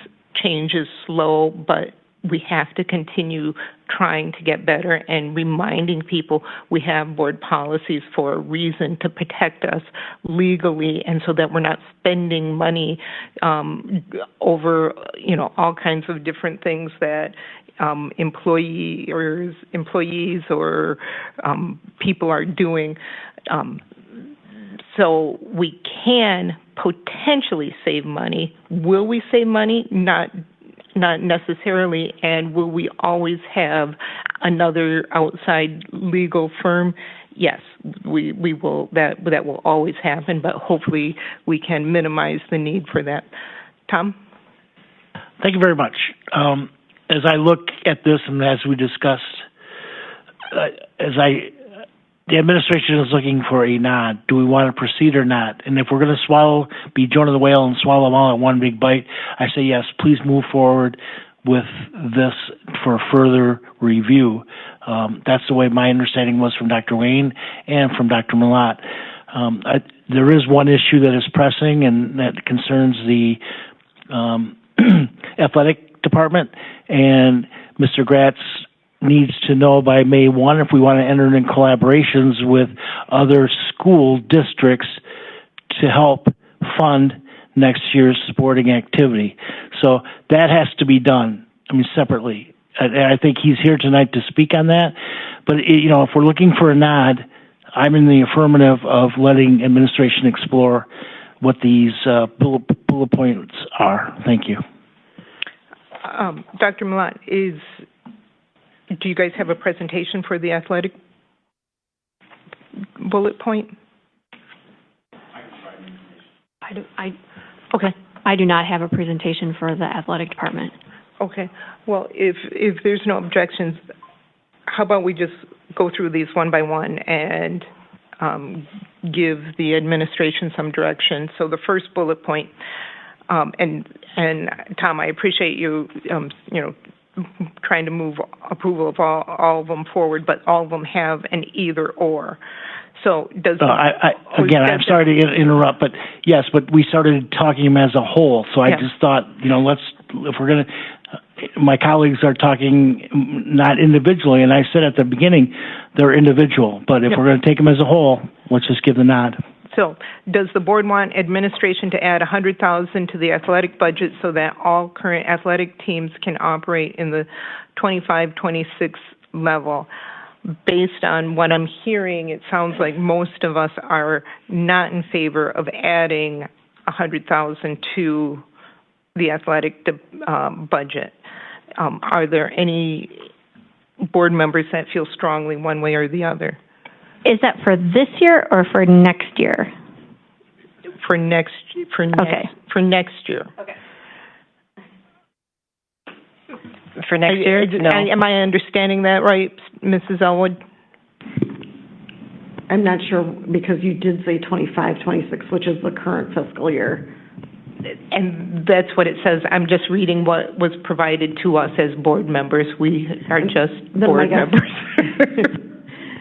Because he is over, or I'm sorry, because the athletic budget is over by approximately $100,000, I'm assuming then they're asking for an approval to increase the budget for 25, 26. But then we also do need to look at 26, 27. Okay, so this is for this year? Yeah, right. Because I thought, if I'm not mistaken, that Dr. Anderson had at one point said to me he could find the $100,000 without us having to have a board approval to move it from one fund to the other. Maybe we should table that one for tonight then. Okay. Okay, but if you don't mind, then what we'll do is, so it sounds like Director Gratz can work with other districts to help offset costs for next year, to looking at the 26-27 budget. For spring, we can, if we co-op.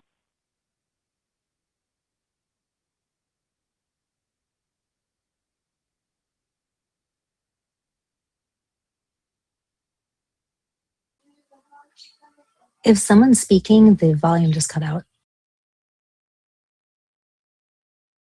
Dan, can you go to the microphone? Thanks.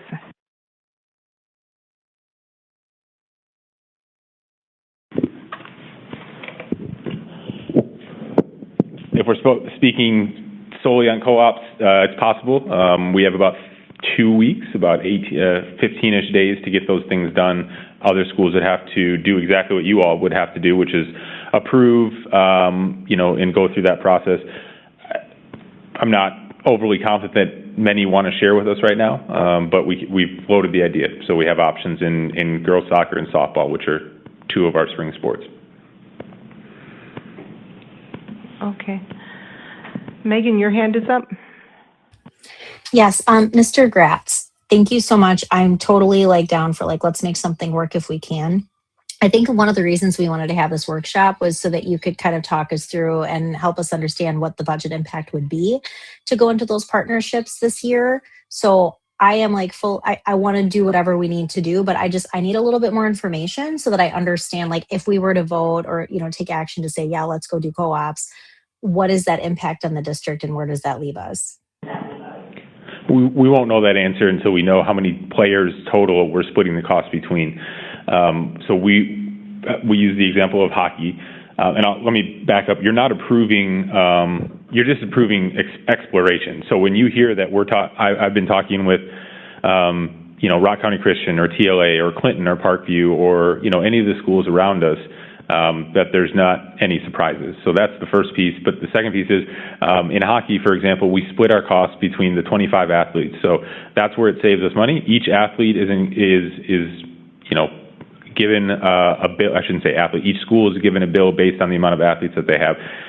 Without knowing, for example, if we were to share with TLA, just because they're right here, we don't know how many athletes they would provide us at this point.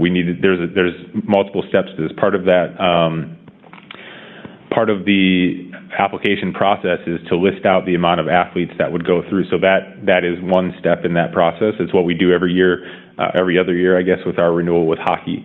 And we have to kind of map that out from middle school through high school, how many are graduating, how many are coming in. I wish I could give you more of a clear answer. I think that's an option for cost saving. I don't think it is.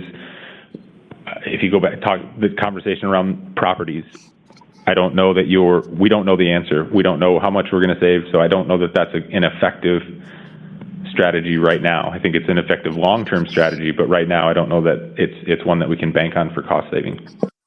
No, that makes a ton of sense. Thank you so much. I'm in sorry, my kids are loud. I am definitely in favor of partnering wherever we can. I think that's great. And I think Mr. Gratz, I think it'll not only help us as a board, but I think it'll be a huge benefit to the community. You've done some really creative, cool stuff. If you could at some point in the near future, it doesn't feel like a whole presentation, but just like maybe provide us like a more detailed like overview of like, here are all the moving parts in place here, like here's the extent to which and how, just generally. Like I hear what you're saying, like we're not going to know specific numbers and stuff, but like, hey, here are the current and like maybe future potential partnerships with other school districts, with like youth sports through like city and like other nonprofit groups, et cetera. I think having that big picture view will be very helpful to community buy-in and clarity for the direction that we're going, to make sure that we're not leaving our kids behind in conversations about budget. So I really appreciate the work you're doing. I really want you to be able to like share it so we can show it off with and for you. So, but yeah, just specifically to this ask, yes, let's do the partnerships. Joanne? Oh, thank you. Megan, that leads right into what I was going to talk about. I've talked to you before, Dan. I know you have some really great ideas about our facilities and how we can use them to help us maybe get a little bit of money too, renting out our pool or things like that. The Parks and Rec Department, having partnerships with them. And then like, kind of like Dr. Anderson had his tale of two budgets, if we could possibly get, yeah, I know, you're fine. If you have like your version of tale of two budgets, that would help us see like what a real, like in order to have it be fully funded next year, what that would actually look like, and then where you would make cuts if you had to, and then like hopefully the non-essential games and things being the first things to be taken away. Yeah, absolutely. So I think when last we met, you asked me to provide the information. So I had created a presentation in multiple budgets last year in anticipation that we weren't going to be able to fit under the current budget, the allotment. So I've kind of just given a fast, what is, a very detailed but fast snapshot. This is this holistic plan to hit all of those pieces that you just touched on has been, after my first 6 or so months, what do we need to do to help this district move forward in a variety of capacities? And obviously my role is athletics and activities, but we have many voids. I spend an immense amount of time in the community talking with community members. My role inherently just, brings that in. And so listening to the community, talking through all those things, understanding what we have available for City Parks and Rec, for YMCA, Boys and Girls Club, Rising Tide, established youth organizations throughout.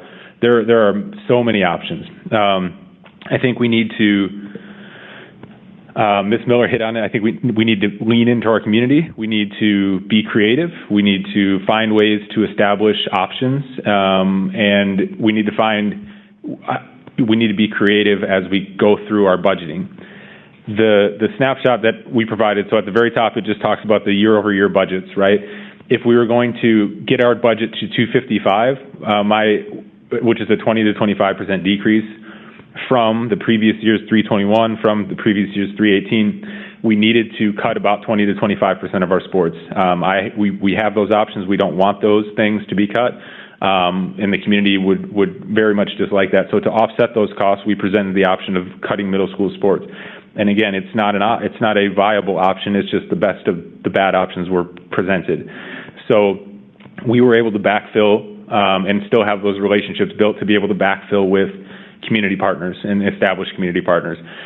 There's a multi-step piece here, and I apologize, this is an incredibly long answer, but each of these pieces lays out how we can go from one to the next to the next. And so when we cut middle school sports, if that's the route that we go, that saves us, I think Dr. Anderson estimated 80,000. I think it's closer just because I'm seeing the operational pieces. I think it's closer to 100. I put 105. The addendum, the issue with the range and where we're struggling is the addendums have a salary range to them, a step-by-step pay scale. So between the lowest and the highest amount is a range of, for middle school, about $40,000-ish, which is a lot of money. So that's one piece there. The next piece would be replacing with community partners. To do that, though, we need a substantial investment in Fund 80. You'll see the Fund 80 investment piece is buried a little bit in here, but it's the the page turned sideways, where it just lays out every single piece that we would need. We would need to invest in, community partners. We would need to have somebody to manage that. We would need to have, if we wanted to open the pool up, we would need to make sure we provide lifeguards to protect ourselves from liability. To open the weight room, we need training to, there's multiple steps to that. So I'm happy to, in more of a, as this is a workshop setting, to go through all these pieces.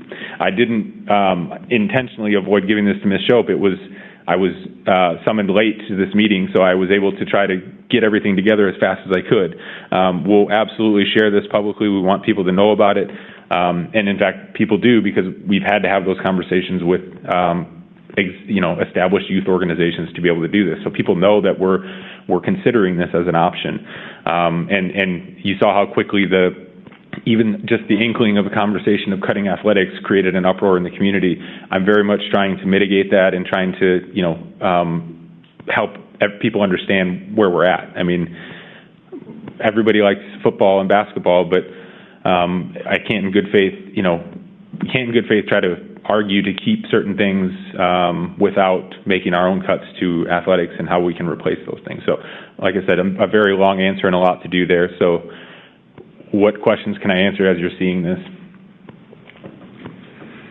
Thank you, Mr. Gratz. Getting back to collaborations and that May 1st deadline, fast forward to if your budget is reduced by $100,000 and middle school sports go away, is there a timeline to have these collaborations with middle school sports, i.e., you said Rising Tide or intramural, or if your budget is reduced, do we need to, or do you need to have some kind of timeline so you get these pieces in line? So in the fall at Aldridge and Fruzen, there's a place for footballers to go and soccer, blah, blah, blah. Thank you.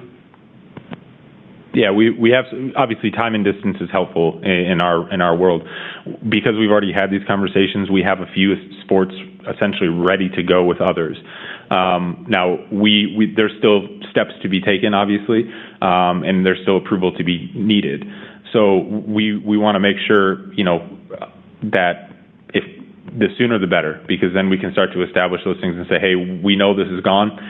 We already know from a safety and liability standpoint that we have to move football. It has to go outside of the district, as most have. This past year, we had to it hadn't been done in the past. We had to refurbish all of our helmets from both middle schools, and that is a yearly thing at the high school for safety, and we lost about 45 of those helmets, which means they hadn't been done in over 7 years. That's a problem. And then to fix that, we then have to buy and replace those helmets, right? So just helmets alone, just for your knowledge, is about $450 per helmet. So yeah, it all adds up. I think that's an easy one. I've asked our middle school coordinators to help me with this, to kind of lay out a step-by-step of, if we were only kind of tier down cuts, which ones would it be and how would we go through that versus just all of them. And then, and if we do make that large, substantial cut, then it has to, I think I try to articulate this. We're just reallocating those dollars to the high school so we can see as little impact to the high school athletic budget as possible. We can keep going through those pieces. We can backfill middle school sports.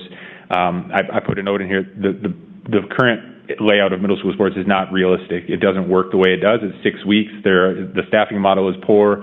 It just doesn't work. I think it was a good try, but we've seen Janesville, not to rip on Janesville, but we've seen Janesville do this for a little bit longer than we have, and it's really hindering the high school development. And so we need to make a change, if we're just talking philosophically and anecdotally. Go ahead. So, Dan, before you were here, the middle school did not have football for a little while, and the biggest downfall with it was the lack of communication with parents about what other opportunities there were to sign up for football in the community. So that will be really important once we get to that point, too. Yep, and as we're talking, and I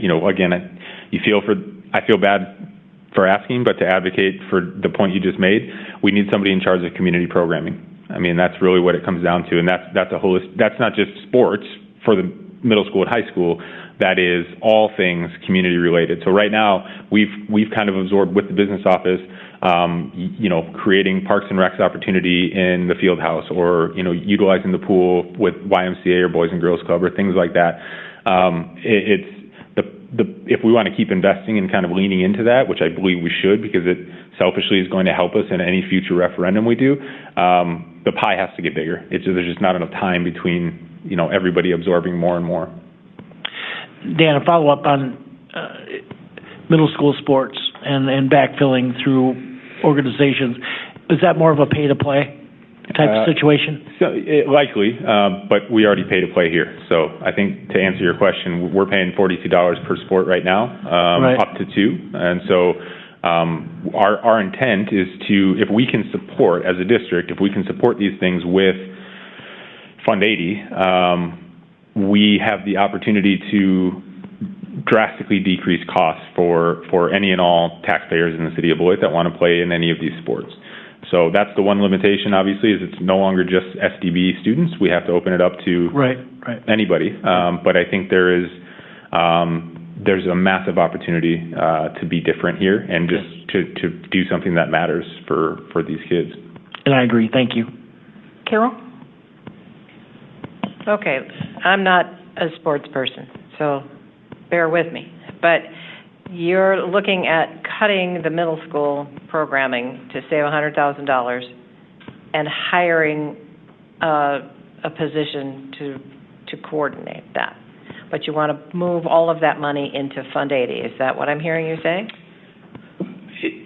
Partially, yeah. So cut middle school athletics. In order to do that, we need, and the vision, if you can follow it, is to if you can follow my brain that's relatively scattered in large-scale thinking, the vision is to backfill with community sports. To do that, we would need somebody in charge of managing community programming. We don't have the ability to do all those things right now.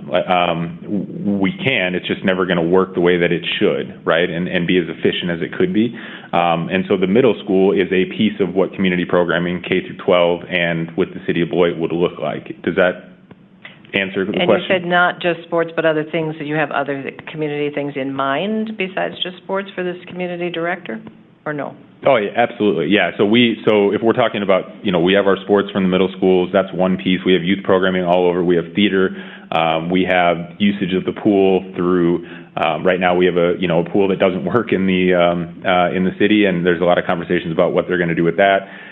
So I think the majority of it, because this is the world that I live in, the majority of it comes from that sports side, and the usage of our facilities comes from that sports side, right?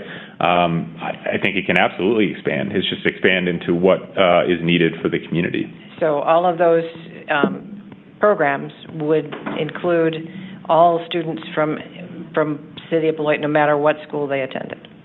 If it were to go into Fund 80, that would have to be the case. If it were to go into Fund 80, that's the way it would have to be. Mm-hmm. Okay. My only other question, and I know you had a quick snapshot to put this together, the number of students who are in some of these events, and, how many students are we impacting when we have these particular sports, especially at the high school level, but even at the middle school at this point. But, how many students are in some of these programs, and what would be the impact be if we were needing to change some of those options?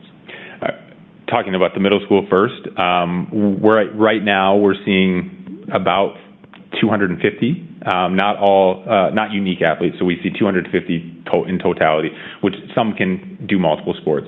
At the high school, again, same, not unique athletes, but last year we had about 825. This year we're on pace for that. We're going to be right around that. The senior class is pretty small for this group. So, not unique. We have some kids that are 2 or 3 sport athletes. So we may be triple counting some of these kids, but that number is not crazy.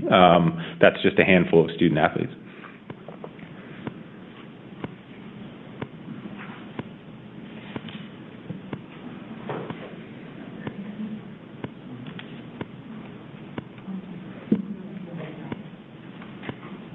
Okay, so just back. So we have wrestling, How many kids are in wrestling? Do you need a coach and an assistant coach? That kind of thing.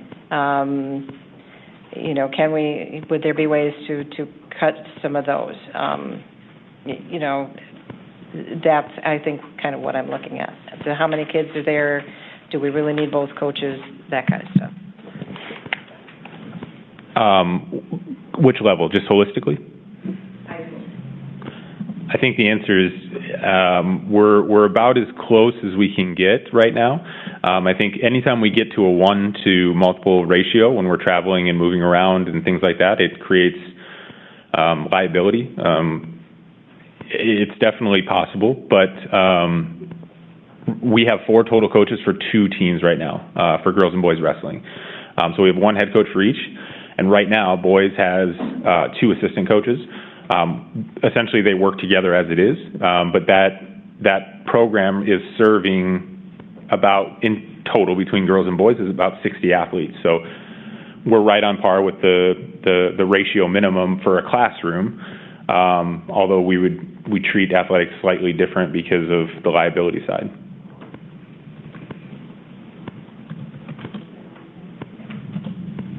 Okay, so I have been informed that there's some nasty weather heading our way quickly.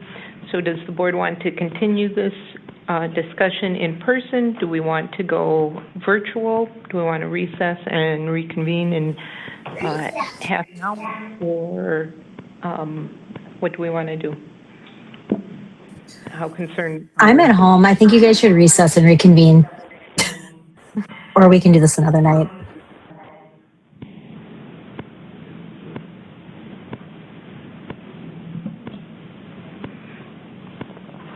I'm all for reconvening as long as we can decide tonight when that is.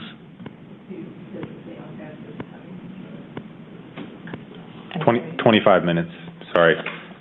I said I'm all for reconvening for safety reasons, but as long as we the board makes a decision on when we can meet again tonight.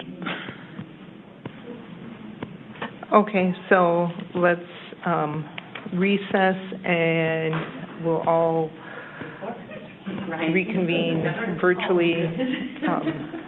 Mrs. Shope, I think then we'll lose our ability to finish recording it. Is that correct?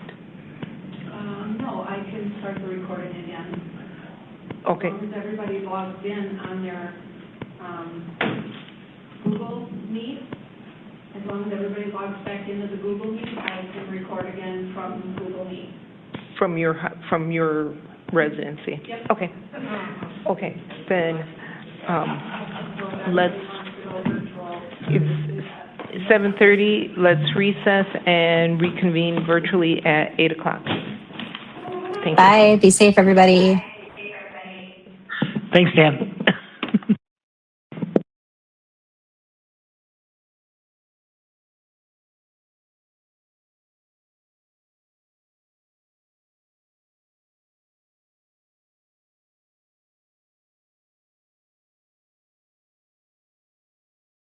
Screen telephone number ending in 77. That's Dan Gratz. Okay, that's Dan Gratz.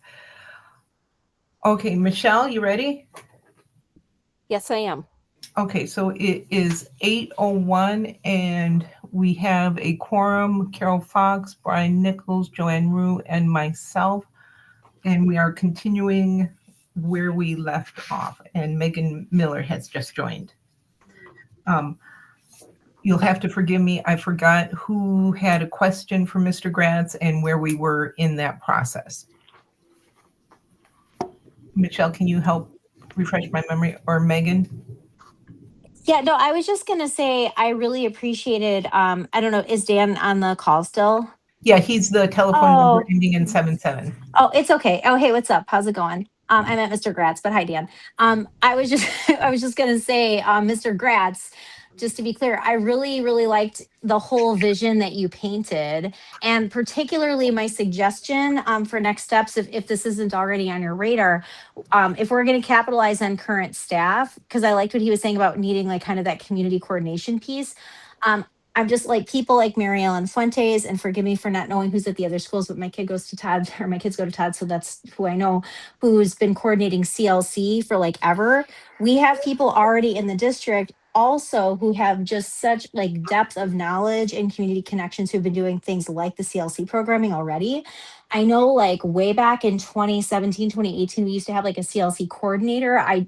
I'm not an administrator. I don't want to make recommendations about what is or isn't wise, like organizationally or for the structure of admin, but we already have people in the district who kind of know this. So like in the meantime, like in the short term, maybe convening those folks together to say like what are our next best steps, I think would be awesome. And I think that also works in tandem with kind of like what we were talking about earlier with Fund 80 about having administration plus whoever else they deem necessary, meet with all of these local agencies, right? To kind of make that larger community plan. So I'm just wondering if these things can segue together. But I guess I wanted to just express appreciation for the vision that Dan Gratz is sharing with us. And I'm just like really in support of kind of that assets-based community development, like keep the stuff you have, like work with what you have and just like restructure it in a way that like achieves the vision that we need, given the scarcity of the situation that we currently have. Thank you. Director Elwood, so it looks like one of the recommendations that Mr. Gratz has is adding a position of an associate director of athletics, activities, and community, which would come in, and he's got the price tag there somewhere. I can't find it right now. Is that something that can be covered under Fund 80? Can staff positions be covered under Fund 80? So the recommendation or the rules from the DPI on Fund 80 and staffing is that you have to do a time and effort study for staffing, especially if they're going to be split. If they were 100% in Fund 80 and all of their duties were Fund 80, there's no question there. But a split would need like a time study to prove that what they're doing is related to that Fund 80 piece. Okay. Do any other board members have any other questions or comments? Okay. Carol. Is there something that you need from us right away other than we think this is a good plan and to go forward with it? Or do you need something more, I guess is my question. I mean, I think the biggest thing is I can't speak if we need a vote or any on this. I'm not sure of the protocol for that side, but more or less, I want you all to be aware and nobody be blindsided when a community member asks you or you hear in the community that we're thinking about doing these things and really planning to do these things. And, we're doing that. So I do feel like we need some sort of a blessing at least from you all, for lack of a better phrase. But I don't know what that looks like.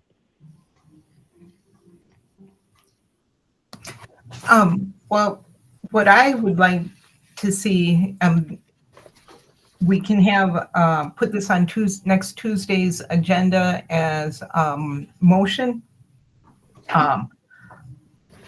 So if we could get some clarity on what the athletic budget discussion needs. So the $100,000 to the athletic budget so that all current athletic teams can operate in at the 25-26 level.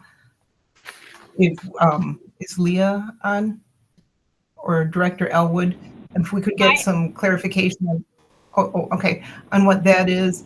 And then the other question was, or does the board want to have the administration work with Dan Gratz to reduce our current athletic offerings so that it can operate under the budget levels established for the 25 and the future years? So if we do the co-op community approach, that sounds like a really good first step to start exploring and seeing what we can do, seeing how much we can interest we can get.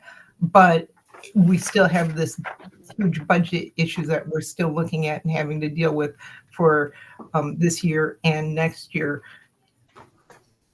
So I guess I would like this fleshed out a little bit better so I have a better understanding. And I appreciate that Mr. Gratz put this together, and at last minute, I think we need time to digest it. Unless any board members have any other suggestions at this moment. Brian? I would agree. I think we need some more time to peruse over this and study a little bit and give us some in-depth, a little more in-depth thought, so we'd be ready for Tuesday. Thank you. Carol? Yeah, I agree too. And the way I read it, it is a way to cut the budget somewhat by moving funds around. So it does need to be framed as that, correct? I believe so. That's correct. Yeah, the goal is to. I'm trying not to ask the district for the money that the 100,000 overage. This presentation was given last year as a way to figure out how can we create more money within the district and reallocate funds to cover necessary increases that we're seeing at the high school. Kind of having foresight to be where we're at right now. Unfortunately, so I think this is absolutely the plan that I think we need to exhaust first and foremost. And if this isn't the answer, then go back to the drawing board. Yeah, I had a question. Sorry. Oh, I'm sorry. Megan? And Joanne. No, you know what? I lowered my hand because I want to let other people go first. Is that okay? Oh, okay. Sorry. My screen still has your hand up. Joanne? So, Dan Gratz, I think, so is there a way for us to, this should help create revenue, right? Eventually, like renting out facilities, things like that. Is that part of the paperwork that we have, or? No revenue projections are built in. I think it can. One of the policy pieces that we have right now is nonprofits. Essentially, those fees are waived minus costs to the district. So a lot of the groups that are renting right now are nonprofits or established community partners. So the answer is yes, it absolutely can. As an example, we have table tennis nationals coming up. That was recruited, I guess, by Visit Beloit. And that is an opportunity to generate revenue, not necessarily from the rental fees. I think it does a little bit, but from other avenues of generation, if we run concessions or we run, admissions or parking or things like that there. So there's both direct and indirect ways to generate revenue through facilities rentals that I think we definitely need to lean into. All right. Thank you so much. I wasn't even thinking about concessions and stuff like that. So yeah. Okay. Thanks. Tom? Yes, thank you, Mr. Gratz. You made a comment back in the board meeting, and we talked about collaborations, and you made a comment, and you said, well, there hasn't been as much interest as you thought there would, or they fell off the table. Could you clarify that? No, I don't think, maybe I misspoke. I think there is interest. I think the pace at which we would have to get those things done is going to be, it may turn some people away. I think exploring co-ops for the spring of 27 has to be done by May 1st. But if we can explore co-ops holistically for the future, it may not help, this is a tale of two budgets. It may not help us in the 26-27 budget, but it will definitely help us in the future. And so I think, this is more of a both short and long-term conversation. I'll do my best in the next 16 days to try to facilitate co-ops with other schools. I do, to be transparent, I have a hesitancy to do it with certain schools because one of the reasons that people may come to Beloit Memorial or to the school district of Beloit is because we have things that other schools may not offer. However, I have to see it from both sides of protecting our programs and trying to reduce the budget, right? So it's a whole 10,000-foot view picture. To answer your question, I think we can definitely start that process now, but it's a process for the 26, 27, and 27, 28 year. Okay, thank you. I was just wondering if something happened because the board hasn't acted in the last month or two that put you behind the eight ball more than you already are. But you answered my question. Thank you. Joanne? I was reminded, Tia, of your comment earlier about policy. Is this something where we should have a policy eventually so that it's not this laborious process over and over if we have something with athletics and Fund 80? Yes, we should definitely look at our policies and see what would have to change there, and rely on Stephanie and our district administrators to help guide us what needs to be done. Is Stephanie still on? Yep, I'm still on. Okay. Can you hear me? Yep. Do you know, in terms of moving to co-ops model, is there much in terms of policies or in the fiscal management series that would need to be changed? So not as far as co-ops go. I'm pretty sure there's no board policy on the co-op. Well, I don't know. Dan, did you look to see if there was anything on the co-ops for board policy? I did not. We do have existing co-ops, and I apologize if I start breaking in and out here. We have existing co-ops already in hockey, and so I don't believe we have anything in terms of board policy. We just have practice in place, and kind of the WOA dictates how co-ops are managed by member schools. Okay. Megan? Thank you so much. Okay, so this has been a really great discussion, and I'm hearing a theme, or maybe like just a pattern of like community partnership and outreach. And I really like, Carol, in your original document, how you identified and made a recommendation for the need for a finance committee that's not a function of the board. What I'm wondering is, would it make sense? And I don't know if it will or not, so I'm asking. Maybe this is just something to sit with and think about for another, for Tuesday or whatever, but would it make sense for us to help? Because I don't want Dan to be on an island. I don't want, Stephanie, I don't want anybody to be on an island trying to solve all the world's problems. Would it be wise to also kind of put together like a community engagement and partnership piece? And my reason for that is I want to make sure that this isn't going to like create work. I'm just hoping like, it seems like we're all spinning our wheels in a similar direction. And it seems like almost everything we've talked about, almost every single topic, there's a component where either in the short and or the long term, there's going to be an efficiency, a cost savings, and ultimately a benefit to kids if we partner and do things, more just in relationship with the community, maybe in creative ways that we've never had to fully do before, or we've just like done to some extent.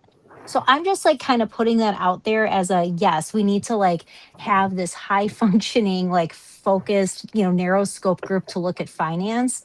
It seems like we also need something like that for community partnerships. That might also kind of segue or touch into like one of those other topics of discussion that Dr. Malat talked about earlier, which is like that communications person piece. Like maybe we'll get some clarity about some of these things, those specifics that we're looking for, if we kind of have a meeting of the minds through that lens. Anyone else? Okay. Vacant properties. Does anyone have any strong feelings on vacant properties? I'd just like to weigh in on one, not vacant properties. So maybe it's not for this topic. Okay. Brian? Well, I think if we've got these properties, there's no reason to keep them. If they're again, I don't know exactly where all of them are except the one, but why hold on to stuff? I don't know how long we've had them. We had the two schools on the west side. Well, then one school that we just got rid of took almost 3 years. So I don't think we need to hang on to vacant property for another year or 2 or 3. We might as well move forward with selling them. Okay. Does anyone disagree that we shouldn't? Carol? I don't disagree, no, but I think, I think it would behoove us to have Mike Marquette put together a little packet of what the properties are, where they are, what they're worth, we got a little bit of that, but I mean, I can't even picture where some of those properties are, and a lot of them aren't worth a whole lot, it didn't sound like, so.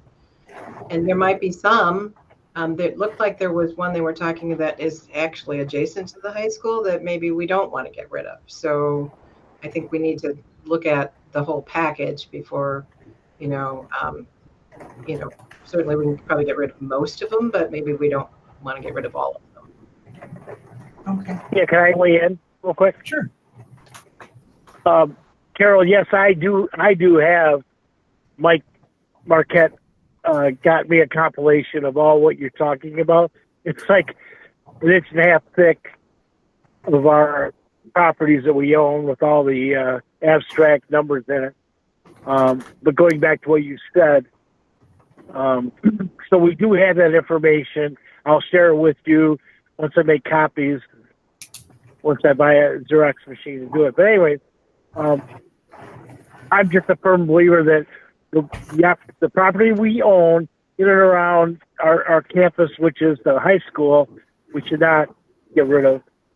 The vacant, the land, to me, that's going to be our central hub on our campus as it is in the future. But that's just my 2 cents. But anyways, Carol, I'll get all the board members a copy of all the properties that the district owns. And I'll get it to all of you guys. Thank you. Tom, do you know if he has it electronically? Well, he may have said it that way, but he hard copied it to me. And then he left town. He's in Vegas right now, but he left me a copy at 6:21. And honest to goodness, it's an interesting. It's interesting. So anyway, I'll get it to you, Tia, and then you can disseminate it. Okay, I'll ask Michelle to scan it and get it to all board members. Okay, so it sounds like nobody is strongly opposed to selling properties, and we will give administration the nod to move forward with getting together this packet for us to know and move forward from there. Fund 80. Oh, wait a minute. One of the things that I just noticed, the last bullet point, Mike Marquette as the listing agent, we will need to enter into a formal agreement with Mr. Marquette. Megan Miller. Thank you so much. Yeah, actually, so I had my hand raised for the Fund 80 thing, but since you brought up Mr. Marquette's piece, Board President Johnson, I just want to make sure that, we're being compliant with like our RFP policy, and I appreciate all the work that Mike Marquette's done. I just if before we bring that forward, I just want to make sure, I guess I just want to look into whether or not we would have to put out a formal RFP if this is since this would be a new project. So I'll just throw that out for discussion maybe for next time. But regarding Fund 80, briefly, again, I really think that this, I think I'm hearing from people, 1 of 7, we like the idea of community partnerships. We like the idea of using this strategically in a way that is going to benefit not just our own kids in SDB, but all of our kids in Beloit. I really think I would just like to hear more, and it absolutely doesn't, I don't want to put anybody on the spot tonight, but happy to listen, but maybe at a future meeting if the administration wants to kind of think about what will best work for them and how can we best support as a board, the work that we're asking them to do. If there needs to be some sort of committee structure or whatever thing in place that will make that work so that we can work smarter, not harder, I guess, to identify all those relationships that we currently have and how to capitalize and engage in future ones.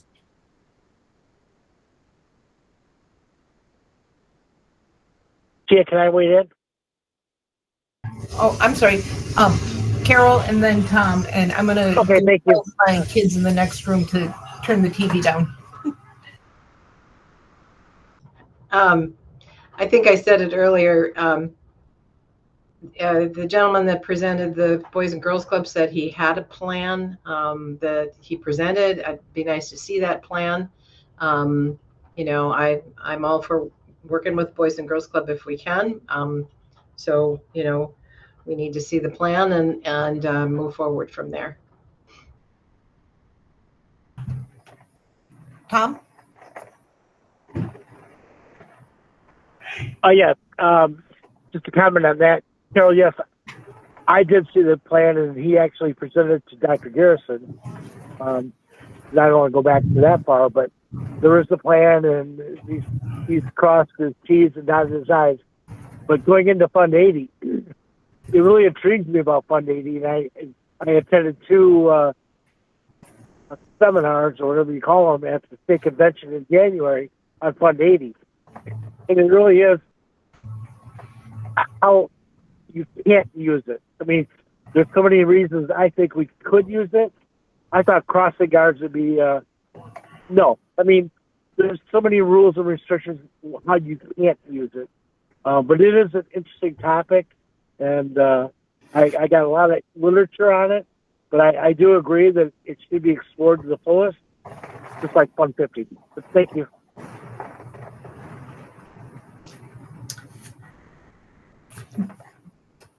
Any other board members?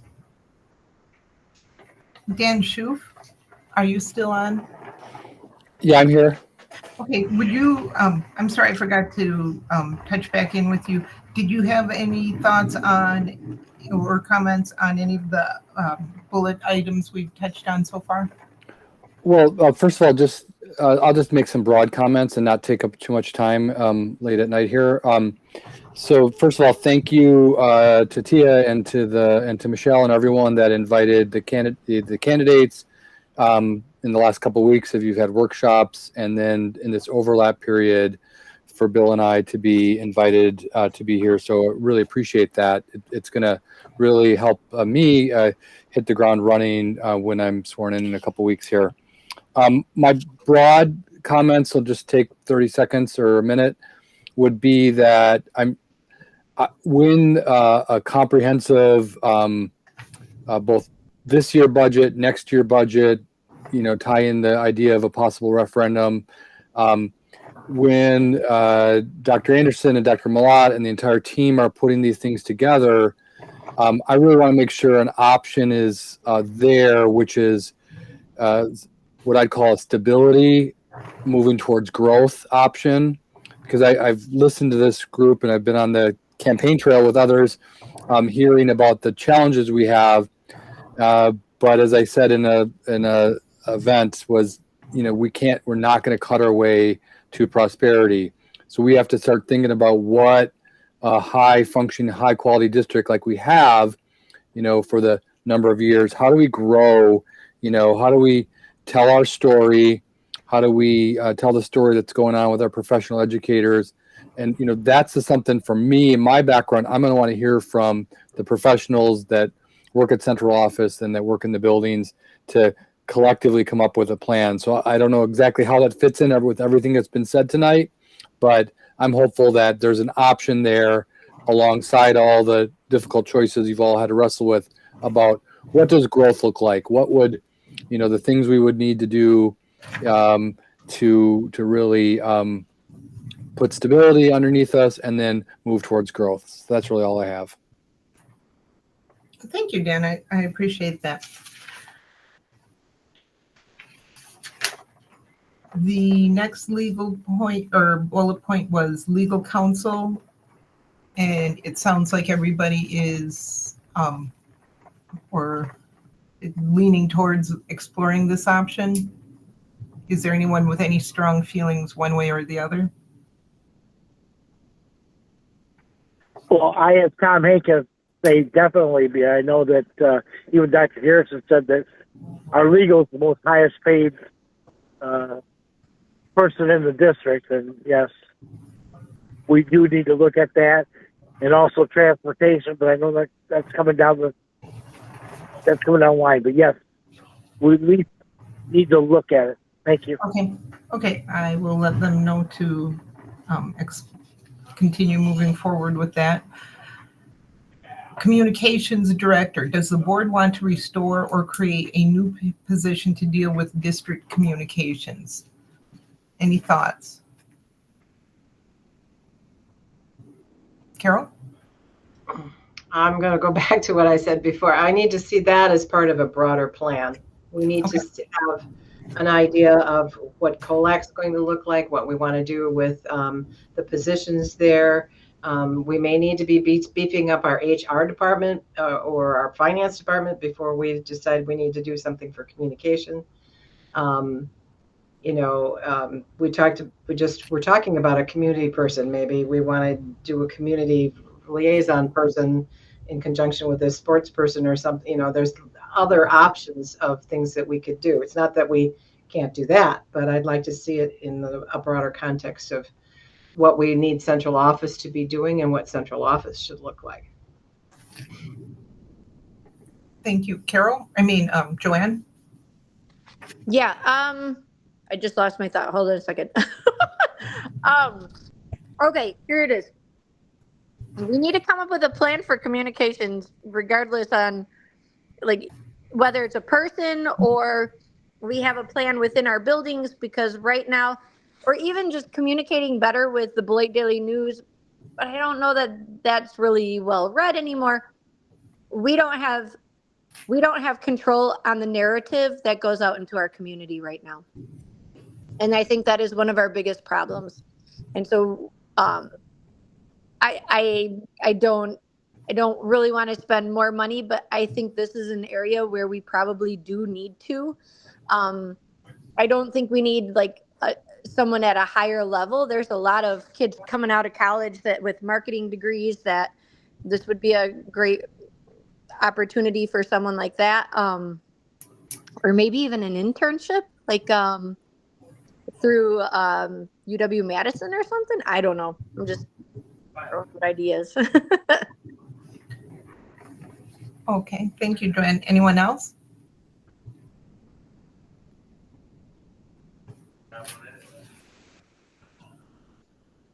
Okay, so this sounds like another one. Leah, if you're still on, if we could get some more information, before the board does anything with this, how does it fit into the bigger plan? Okay, we will work on that. And OPEB funds. Does the board want administration to use OPEB funds to help balance any projected shortfall for 26-27? Or does it want to retain these funds to help alleviate projected shortfalls for the following year? Joanne. Oh, my hand was still up from before. My thing is, I don't want kids to get hurt in the process. So if we need, we're not using it for what we put it in the bank account for. I understand it's money that saves us in dire straits. I think we're in dire straits though. And so when we're looking at things that are going to directly affect children, I think we do need to consider it. Megan?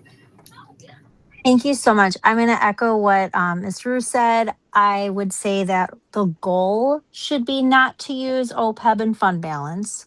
We know that in reality, so I think if we're thinking about how we prioritize and decision-making criteria, yes, the goal should be not to use OPEB and not to use fund balance. When push comes to shove, if I have money in the bank here, I'll just be repetitive. If I have money in the bank and I have a hungry child in front of me and I know I should save that money, but my 8-year-old needs to eat, I'm feeding my 8-year-old. And we are elected to serve the community, to support the education of our students. And so while, yes, this is going to hurt kids. I want to be clear that I am clear on that. We have to decide at what point are we unable to accept the harm that will come to students if we don't use the OPEB funding. And so I think kind of to the point that Carol has made quite a bit this evening, we have to see that there's just a more filled in picture of how all of these things will work together to know if and when to kind of hit the OPEB button. I do still want more information on, and I think Ms. Elwood is going to do a wonderful job, and I think she already gave us a really great framework tonight. And I think we'll get more information about if we are in that situation, when is it better to go OPEB versus Fund 10? Because we do want to consider like the funding model impact, tax impact, et cetera. Carol? I guess I am really echoing that. It's just, my feeling is no, but if necessary, once we have the full fleshed out picture of what we can do without, if it comes to really, like Megan was saying, really causing serious harm, then we may need to use some of it. But we got to have the plan first before we can decide how much or if any of that we want to use. Okay. Leah, did you have any other things you wanted the board to discuss regarding the budget, or Stephanie, did you have anything else you wanted us to mull over tonight?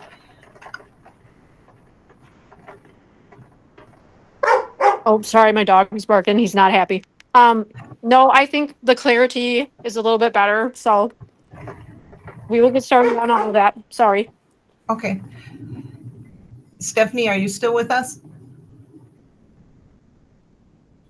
Yep, I'm here.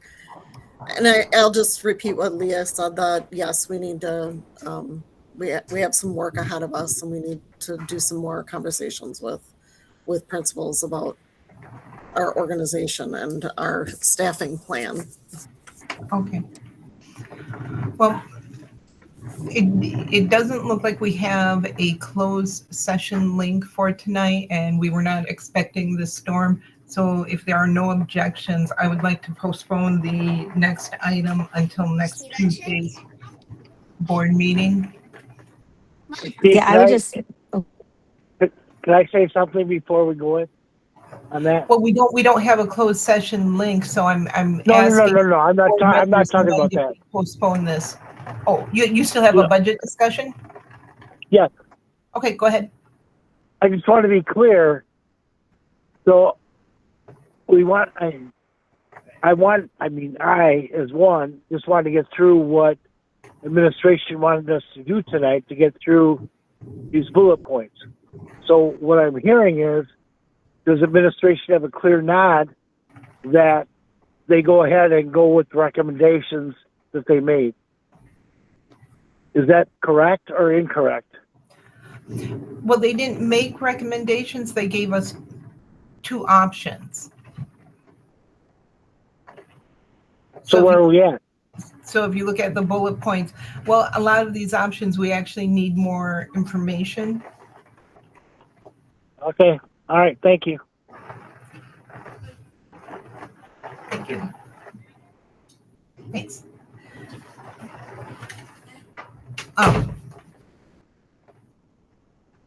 Okay, so for any other budget comments? Okay, for the closed session, does anybody object if we postpone this? Megan? I was just going to move to adjourn. Okay, thank you. So we have a motion to adjourn at 8:36. Is there a second? I'll second. Second by Joanne Rue. Any discussion? Hearing none. All in favor? Aye. Aye. Aye. Aye. Any opposed? Motion carries unanimously. Thank you, everybody. Have a good night and be safe. Thank you. Thank you so much.